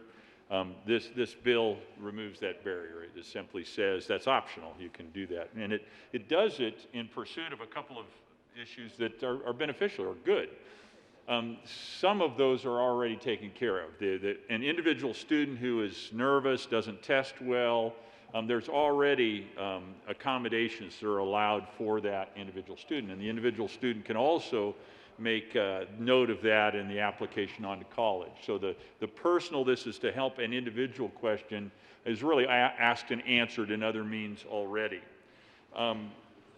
The idea that this would make equitable admission into colleges more equitable is suspect as well. It's clear in the data set already that one of the alternative elements that becomes more important in the application process is the entrance exam. Or not, excuse me, the entrance exam, but the entrance essay, the essay that you apply that goes with your college application. And the data is coming back on that already. That is even more discriminatory against minority communities, first-generation students being students whose parents didn't happen to go to college. We're discovering that essay is even more potentially discriminatory in its nature than would be the test. The data sets are coming back to answer that question already. But my primary argument against this bill isn't even about the four-year circumstance. This is, quite frankly, that's a whole huge conversation we need to have. There is an overcapacity element out there in the four-year institutions right now. They are doing this to make sure that they are able to pull in enough students to keep their business model in function as it is now. But that's a whole separate conversation this bill doesn't actually envision that we should probably lean into and talk about a little bit more. My primary opposition to this bill comes from the K-12 environment. How do you determine whether or not a test is high value? Well, if the subject who's taking the test is highly motivated, you're going to get your best possible result, your best possible understanding. Right now, that end of high school test, the ACT, SAT test, that's something that the students care about. The third grade, fifth grade, seventh grade, eighth grade CMAS tests, or the CSAP, or the TCAP, or the test we used to take, not so much. The students were, yeah, kind of meh. I may sit for, I have to sit for that. I have no choice. But I heard stories of a very bright student who would fill out the bubbles around his hand on those lower grade class tests. Not so the ACT or the SAT test. Students are focused. And so we know it gives us a meaningful measure of how the students are doing in that school, in that district, and that becomes part of our accountability conversation on behalf of all the 900,000 plus K-12 students in Colorado. How is this school doing? We know in part by virtue of whether or not we get a good understanding from the end of course, end of career, ACT or SAT test that student takes. This bill and this effort, which is abroad in the nation today, it is happening, there's no question about that. This bill reduces the value and reduces the importance of that ACT test, that SAT test in the mind of the student, and it therefore brings into challenge our policymaking data feedback that we get that helps us understand, is this school serving all students? Because this is disaggregated by demographic. Is this serving all students well? Or are we leaving some sectors, some subsectors of our student population behind? We get information on that right now, and it's meaningful information because of the importance of the ACT, SAT test. So I'm making this big, long, complicated argument to say I oppose the bill, and I oppose the bill not to cause trouble for the four-year institutions, although my opposition does, in fact, give them some heartburn. I oppose the bill because I think it's detrimental to making sure that our K-12 system serves all students, especially across all demographics, well, and we have good, valid information for us to understand which schools are doing well, which districts are doing well, and which schools and which districts maybe not so much. So, big complicated argument to explain why I think this begins to undermine one of the strongest pillars we have today of understanding how our K-12 public education system is serving students. And for that reason, I think it's enough of a reason I oppose the bill. And I could give you half a dozen other arguments, but I respect the bill sponsors so much I don't want to torture them with too many arguments. So we'll just make one really complicated, really big, really good argument for why you should oppose this bill. Thank you, Madam Chair. All right, Senator Lundin. Senator Priola. Thanks, Madam Chair. Members, I rise in opposition of House Bill 1067. We heard it in Education Committee, and back to our prior discussion on high standards and ensuring that future of the state of Colorado is well-reasoned and understands a lot of stuff about reading and writing and history and physics and chemistry and so on and so forth. At the end of 13 years in public education, spending on average, depending on the school finance formula where you're at in the state, $12,000 per year, local and state, the ACT, SAT is a minimum measure of the production of those 13 years. I had a very good question, I thought, for the sponsors, and I still have not, in my opinion, received what I would consider a satisfactory answer, in that colleges aren't tied to weight the acceptance of these tests at a 80 or 60% in whatever ratio or formula they employ to allow kids in. They could technically require ACT or SAT and still give it a 1% weight, where even if you bomb both of them or one of them, it really wouldn't matter. So that's another one of the reasons I am against this policy change. I submit that, as many states have done, and Colorado now appearing to be the next one, the ACT and SAT will collapse on the fact that no one really takes it anymore and will go away. And I also suspect that future legislatures will come down here and remove it as a requirement which currently exists in 12th grade, because they will argue, well, you know, it's not around anymore. It's not needed for college, so we should get rid of it and save lots of money. It will be yet another example of how an accountability matrix for our kids in K-12 will be taken away. So I ask for a no vote on 1067. The motion before the body is the adoption of House Bill 1067. All those in favor say aye. Those opposed, no. The ayes have it, and that bill is adopted. Majority Leader Fenberg. Thank you, Madam Chair. I move that we proceed out of order to take up Senate Bill 237. The motion is to take up Senate Bill 237. All those in favor say aye. Those opposed, no. The ayes have it, and we will take up Senate Bill 237. Mr. Pineda, will you please read the title to Senate Bill 237? Senate Bill 237 by Senator Donovan, Representative McCluskey, concerning creation of the Colorado Forest Health Council and the Department of Natural Resources in connection with repealing the Forest Health Advisory Council within the State Forest Service. Senator Donovan. Thank you, Madam Chair. I move Senate Bill 237 as well as the Agricultural Natural Resources Committee report. To the committee report, Senator Donovan. Thank you, Madam Chair. The committee report is important to pause on because what the amendment that was adopted accomplishes is make sure that Senate Bill 237 does not conflict with a previous passed bill regarding sunset. So we resolved that bill so there's not an inherent conflict between two introduced bills. Ask for your support. Excellent. Any further discussion on the committee report? Seeing none, the motion is the adoption of the Ag and Natural Resources Committee report. All those in favor say aye. Those opposed, no. The ayes have it, and that report is adopted. There is an amendment at the desk. Mr. Pineda, will you please read Amendment L004? L004 to Senate Bill 237. Senator Donovan. Thank you, Madam Chair. And this amendment actually is the senator from Sterling's, but we agreed to kind of tag team it since he was remote and the paper was here, but he is afar.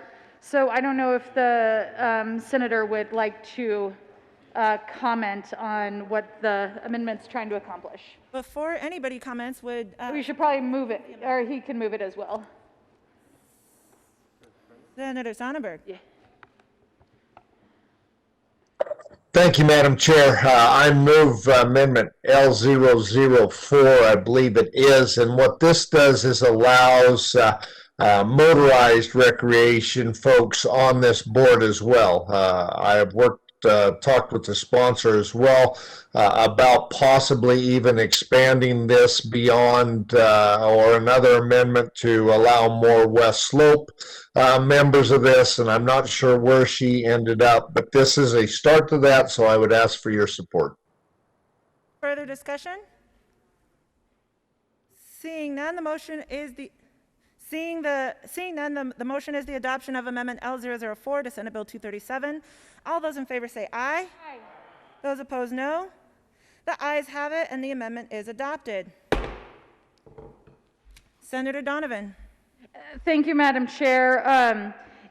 Thanks for your support on that amendment. I appreciate the senator bringing forth the amendment in particular to show to make sure that this new board continues to reflect the composition and the voices that the board that we are moving, that we retain some of the same voices.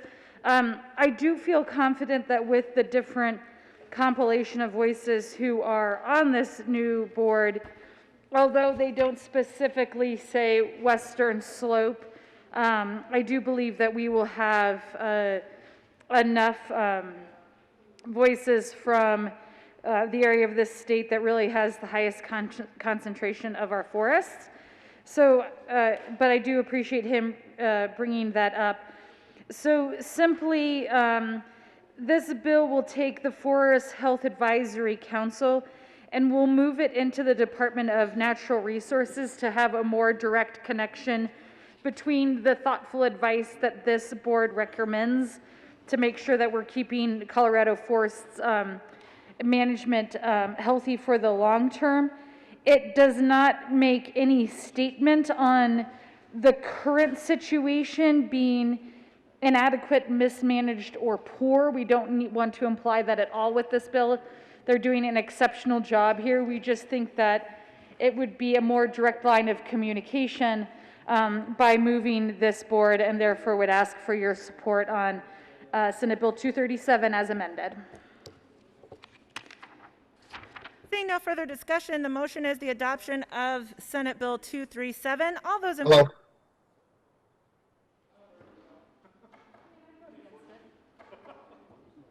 Was that? Somebody might want to go on mute. Seeing none, I don't think there was any discussion. Mr. Minority Leader. Thank you, Madam Chair. I wonder if we might have a senatorial 5 just to check with, Senator from Sterling is there. Just afraid we might have lost audio or video. Thank you, Madam Chair. Got it. Okay, Senator Sonnenberg, welcome back. Thank you, Madam Chair, and my apologies. Technology out here in rural Colorado, I wish we would get quorum and my bills sped up a little bit. But anyhow, with that said, obviously the senator from Vail has more confidence than I do with regard to the appointment process. We had a bill up today that talked about the unfairness of appointments. My fear is that we will have bureaucrats appointed to this as opposed to those people on the West Slope that actually understand the issue. Until we get that fixed, I'm going to be a no vote, with all due respect to the senator from Vail and what she's trying to accomplish. I was hoping that we would have an amendment today that would address at least to some aspect the amount of people that would need to be required to be appointed from the West Slope or from those communities that are actually impacted by this. But Madam Chair, thank you for allowing me to share those thoughts. I am going to be a no vote until we get that fixed. Thank you. Orale. I'm glad that we were able to navigate the technical nuances of remote participation. Thank you. Any further discussion on Senate Bill 237? Seeing none, the motion before the body is the adoption of SB 237. All those in favor say aye. Those opposed, no. The ayes have it, and that bill is adopted.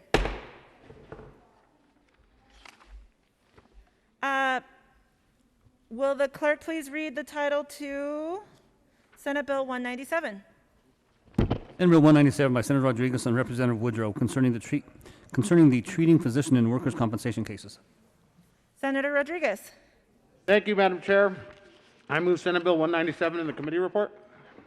To the Business, Labor, and Technology Committee report. In the Business, Labor, and Technology Committee report, we added some language clarifying some definitions per the AG, and the department wanted to clarify on the policy. I will be offering 2 amendments today for some more clarification, but that's what happened in the Business, Labor, and Technology Committee. Excellent. Any further discussion on the BLT committee report? Seeing none, the motion is the motion is the adoption of the BLT committee report. All those in favor say aye. Those opposed, no. The ayes have it, and that report is adopted. To the bill, there is an amendment at the desk. Mr. Pineda, will you please read L010 to Senate Bill 197? Amendment L010 to Senate Bill 197 by Senator Rodriguez. Amend the Business, Labor, and Technology. Senator Rodriguez. Thank you, Madam Chair. Amendment L010 is an amendment that is a clarifying language that if the employee does not choose a doctor within 7 days, the employer or the insurance company can appoint a doctor for them. It's clarifying language that's in statute already, but we just thought it would be better to know that if the employee decides to not designate a physician, that the employer or the insurer can designate a physician. Will you please move your amendment? Thank you, Madam Chair. I move the amendment I just explained. Thank you very much. Any discussion on L010? Seeing none, the motion before the body is the adoption of L010 to Senate Bill 197. All those in favor say aye. Those opposed, no. The ayes have it, and that amendment is adopted. To the bill, Senator Rodriguez. I just gave 11. You have another amendment? Yeah, I thought it was one.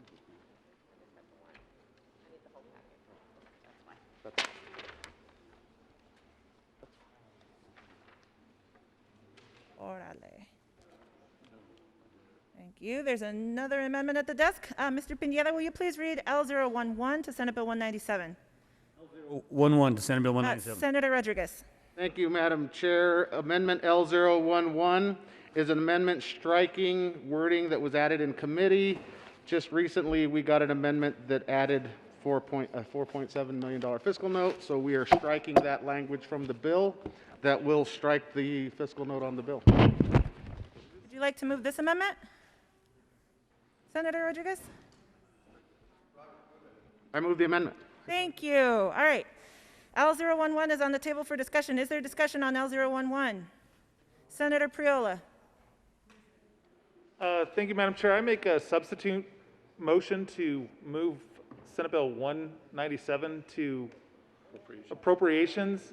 Members, there's a new fiscal note. Senator Priola, we're happy to entertain that motion once we are in, once we have completed consideration of this amendment.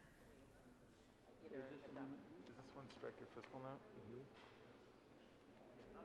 So we either have dispels or adopts, then we can go to the next.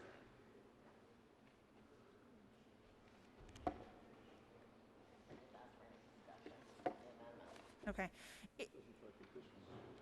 It strikes L07, which created a fiscal note, which was adopted in committee. Yeah. Further discussion on L011 to Senate Bill 197? Seeing none, the motion before the body is the adoption of L011. All those in favor say aye. Aye. Those opposed, no.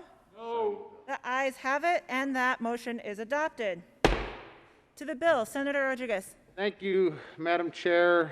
Senate Bill 197 is a health care is a right choice. Basically, all it does is the state of Colorado and the Division of Workers' Comp licenses doctors to provide work comp coverage. You have to be a licensed level 1 or level 2 accredited doctor. They have to be trained and certified to do this work. So all this bill does is allows a patient or an injured worker to choose their doctor from the list of approved providers by the state to provide this work. Further discussion, Senator Liston. Thank you, Madam Chairman. Members, we heard this Senate Bill 197 in Business, Labor, and Technology. And let me just give you some of the recap of some of the testimony. It was testified by Pinnacle that really this bill, it's passed, it only applies to 2 1,000ths. I repeat that, 2 1,000ths of the over 40,000 people that have been claimants on this. 2 1,000ths. That's not even 80 people statewide. There was a lot of testimony against the bill. The city and county of Denver, the good city and county of Denver, is opposed to Senate Bill 197. The Colorado Municipal League came and testified against the bill. They're opposed to Senate Bill 197. The State Chamber of Commerce, Colorado Association of Commerce and Industry, they came and opposed, testified against the bill. Our fair city of Colorado Springs came and testified against Senate Bill 197. Let's see who else. The NFIB, the organization that represents small businesses, NFIB, some 6,000 or 7,000 businesses throughout throughout Colorado. They testified against Senate Bill 197. The Small Districts Association, they came and testified against 197. Virtually everybody was opposed to this bill except a small handful of, unfortunately, disgruntled workers that maybe had an unfortunate experience with their doctor. This bill is really not needed. There really should be a fiscal note on this. I'm not sure if that will be introduced or not, or we got rid of it. The latest fiscal note, there, 4.7 million. This bill should really go to appropriations. So members, I respectfully ask for a no vote on Senate Bill 197 and join the rest of Colorado, the Colorado businesses that are vehemently opposed to 197. Thank you. Senator Liston, I love hearing that the city and county of Denver is ranked so highly in your decision-making process. Thank you. Senator Priola. Thank you, Madam Chair. And members, I rise in opposition of Senate Bill 197. We heard this in Business, Labor, and Technology, I believe, last week. I have many concerns about it, but primarily I am scratching my head on what is the problem we are trying to solve. I've never through my years here in the legislature had a constituent say, you know, I was hurt on the job and I just couldn't find the right doctor, the doctor I wanted to solve my issue. The current system allows injured workers to choose among at least 4 providers. In many cases, those are clinics with multiple providers, meaning that a worker actually has a choice of multiple individual clinicians. In addition, injured workers always are legally entitled to change providers. That's under current law. With one automatic change within 90 days of their injury, and they may make subsequent written requests for additional changes. Yet the vast majority of injured workers do not change physicians at any time. Only 69 injured workers covered by Pinnacle, which by the way is one of the crown jewels of the state of Colorado. They do an incredible job keeping down premiums for businesses in the state of Colorado. Anyway, back to some points. Only 69 injured workers covered by Pinnacle made an automatic change of physician in 2019, and just 30 a change under the second option combined. Less than, as my good friend here from El Paso County said, less than 0.002% of Pinnacle's approximately 40,000, that's 40 with a K behind it, or 3 zeros, whichever way you'd like to look at it, claims that year. The bill ignores the fact that current law directs workers' comp carriers to use managed care networks. The providers in Pinnacle Network meet high standards for service and quality and participate in ongoing education about Colorado workers' comp system. Injured workers deserve quality assurances like these.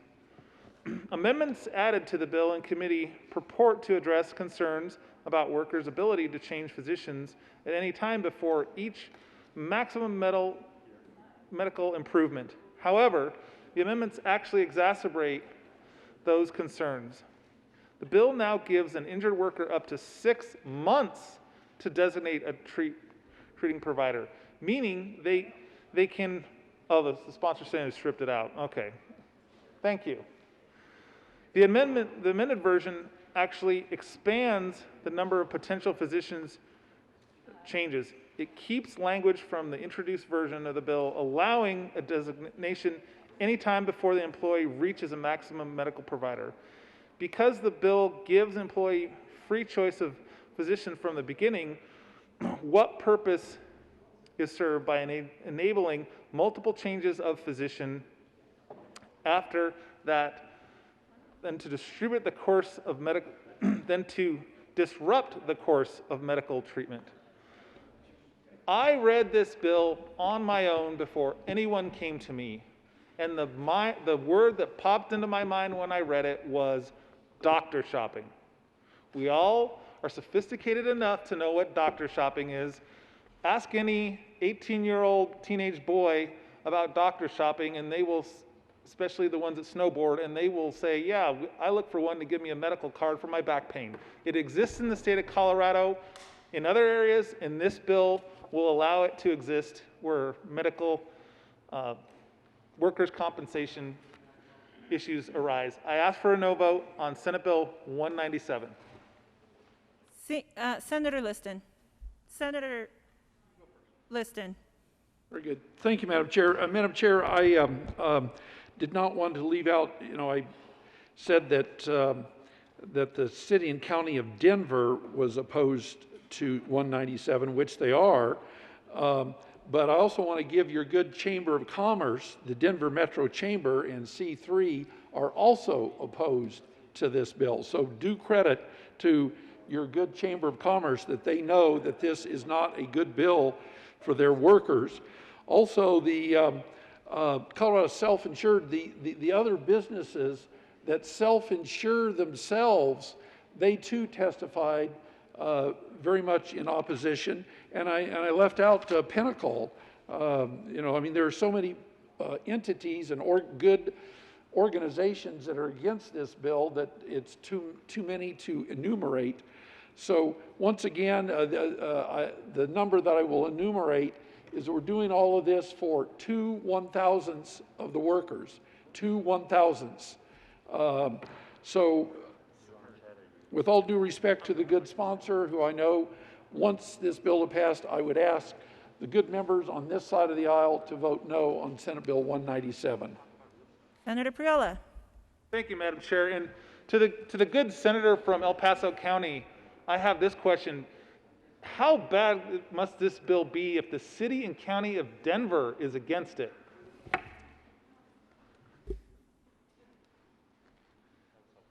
I guess I'm not getting recognized. That helps.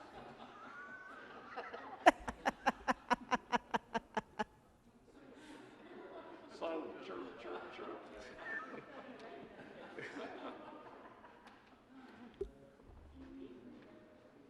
The motion before the body is the adoption of Senate Bill 197. All those in favor say aye.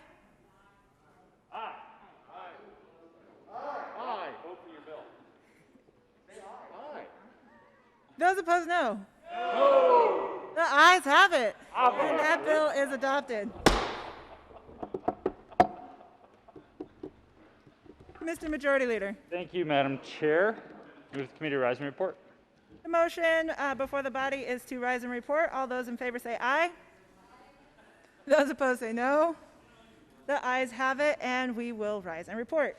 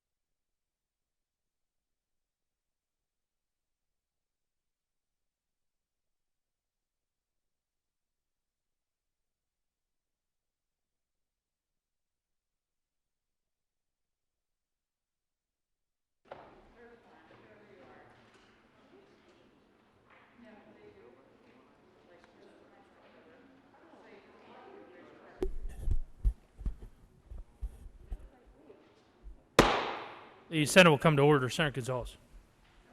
Gracias, Presidente.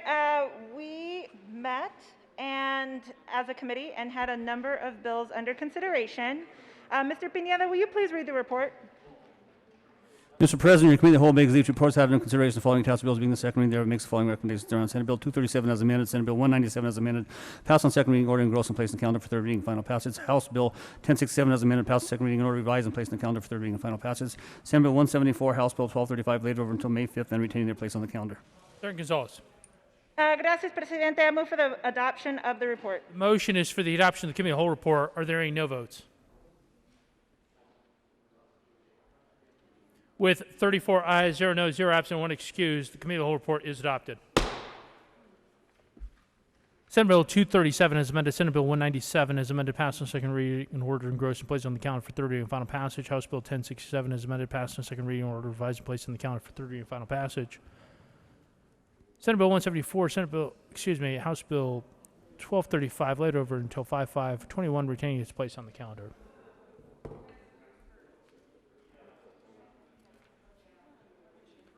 Consideration of governor's appointments. Consent calendar. Will the clerk please read all the names listed on the consent calendar? Member of the Uninsured Employer Board for term expiring September 1st, 2023, Shelley Phillips Dodge, J.D. of Fort Lupton, Colorado, serve as an attorney who represents injured workers reappointed. Mr. Majority Leader. Thank you, Mr. President. I move for the confirmation of all the appointments listed on the consent calendar, which includes members of the Uninsured Employer Board. Is there any discussion? The motion is for the confirmation of all the appointments on the consent calendar. Are there any no votes?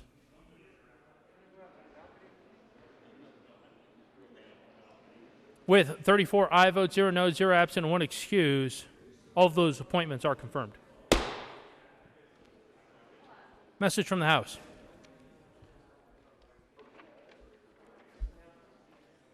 May 3rd, Mr. President, the House has adopted and transmits herewith HJR 1007 as printed in House Journal April 30th. The Speaker has appointed Representatives Amabali, Chair, Hooton, and Baisley as House conferees on the First Conference Committee on Senate Bill 155. Message from the Governor. Friday, April 30th, Colorado Senate. Honorable members of the Colorado Senate, pursuant to the authority vested in the office of the Governor of the State of Colorado, I have the honor to inform you that I have approved and filed with the Secretary of State the following act. Senate Bill 207, Public School Capital Construction Assistance Fund Transfer, approved on Friday, April 30th at 2 p.m. Senate Bill 209, Transfer to General Fund from repealed cash funds, approved on Friday, April 30th at 2 p.m. Senate Bill 216, Auxiliary Service Rural Areas, approved on Friday, April 30th at 2 p.m. Senate Bill 219, Colorado Avalanche Information Center Fund Appropriations, approved on Friday, 30th at 2 p.m. Senate Bill 220, Reverse Transfers from Severance Tax Operational Fund, approved on Friday, April 30th at 2 p.m. Senate Bill 210, Remote Supports for Elderly, Blind, and Disabled Waiver, approved on Friday, April 30th at 2 p.m. Message from the Governor.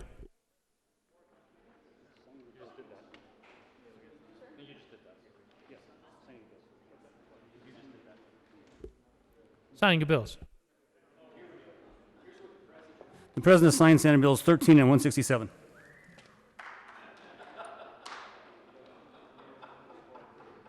Your President, hard at work. Conference Committee reports. First report on the First Conference Committee on Senate Bill 77. This report amends a revised bill to the President of the Senate and the Speaker of the House of Representatives.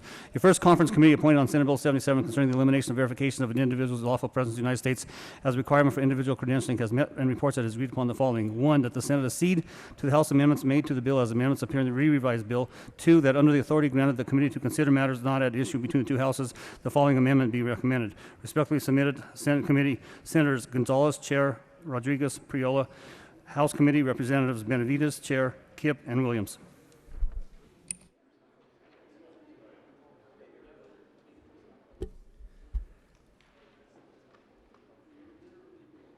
Members, would the Capitol Choir please organize in the well so that we may celebrate Senators Lundeen, October 2nd, Senator Cook, October 6th, Senator Lee, October 11th, Senator Priola, October 16th, Senator Donovan, October 17th, Senator Rankin, October 18th, Senator Danielson, November 16th, and Senator Simpson, November 30th.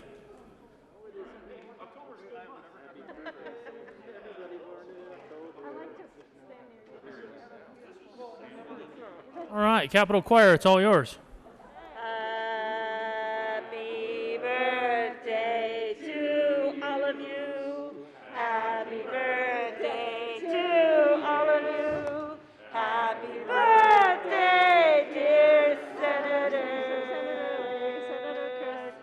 Happy birthday to all of you.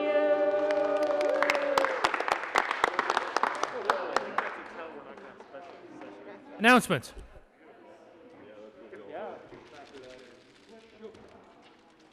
Senator Quorum.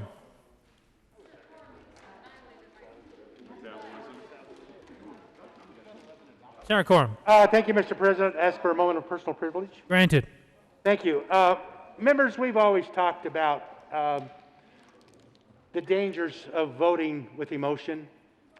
And when you combine voting with emotion and lack of knowledge of subject matter, sometimes it leads to disaster. And I'm not talking about this chamber today. I'm talking about a few years ago when the voters of Colorado decided to manage Parks and Wildlife, Division of Wildlife at that time, but Parks and Wildlife today, from the ballot box. And we talked about the dangers of this, of taking the professionals out of the business. Now, one of the things that happened by the ballot box was the changing of the bear hunting, taking away bear hunting, spring bear hunting and management. And I've spent my entire life in the mountains, and I've got to tell you that it's certainly changed the nature of wildlife today. When growing up in the mountains and out in that situation, bears, lions, there was a fear of mankind because the lions were chased with dogs, bears were hunted also with dogs. But that has all changed. As an example, last year I was walking up on one of my properties in western San Miguel County, about 1.5 miles up a stream, creek bottom, Sandy Creek bottom, Burrow Creek to be exact, dumps into the Dolores River. And I'm walking through very shortly I pick up a bear track. So I walk about 1.5 miles, get to the point I'm going. Did not see the bear, but turned around and came back. And about 40 yards behind me, I encountered lion tracks over my tracks. So what I'm telling you is you need to be careful out there. This weekend, I'm not sure or earlier in the week, this last week, a 39-year-old woman from Durango was killed and consumed by a bear. Parks and Wildlife went out with the help of U.S. Fish and Wildlife, and they found the sow with 2 yearling cubs. They were expended with, but in doing the search, 2 of the 3 had human remains and clothing in their stomach. This is real. This is dangerous because there is no longer that fear from these predators. So it's something that we need to be extremely aware of, and also down the road, some senator is going to sit here. It's not common, but there are deaths from wolves. It is not common,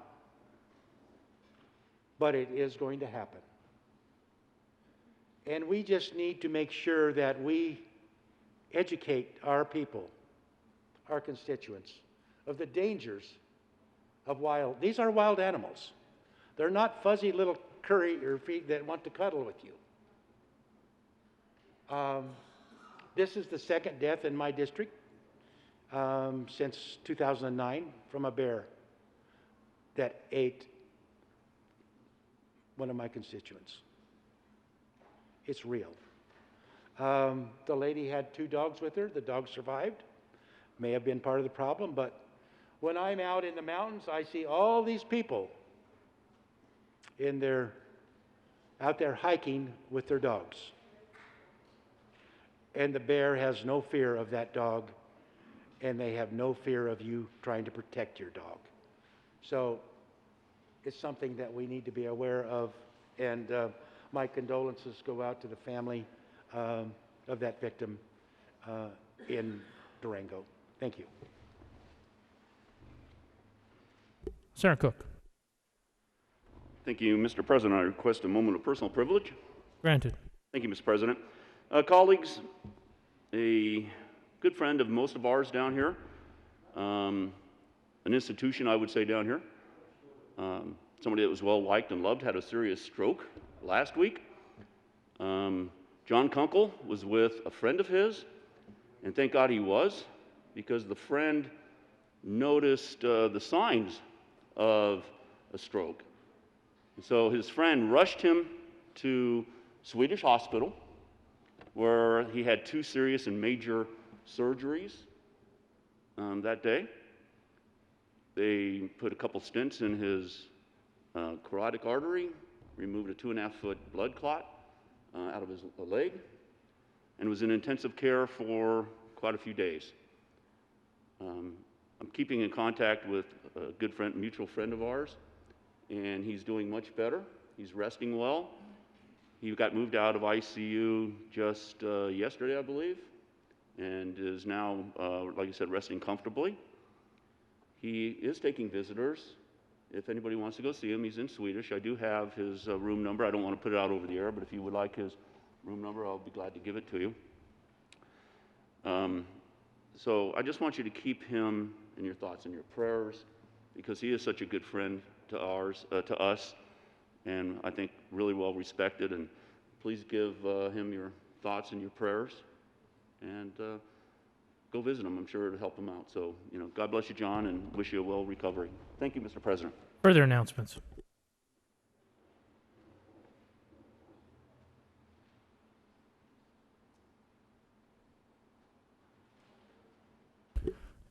Senator Phillips. Thank you, Mr. President. Members of the Senate Health and Human Services Committee, we are not hearing any bills today, but we do have a presentation from Colorado Health Benefit Exchange, Connect for Colorado. That will be at 1:30 and will be in Senate Committee Room 357. Having no further announcements, Mr. Majority Leader. Thank you, Mr. President. We do have a handful of bills to read across. You do not need to be here for it. I move that the Senate recess until 1 p.m. today. You have heard the motion. All those in favor say aye. Aye. All those opposed, no. The ayes having the motion is adopted, and the Senate will stand in a recess until 1300 hours today.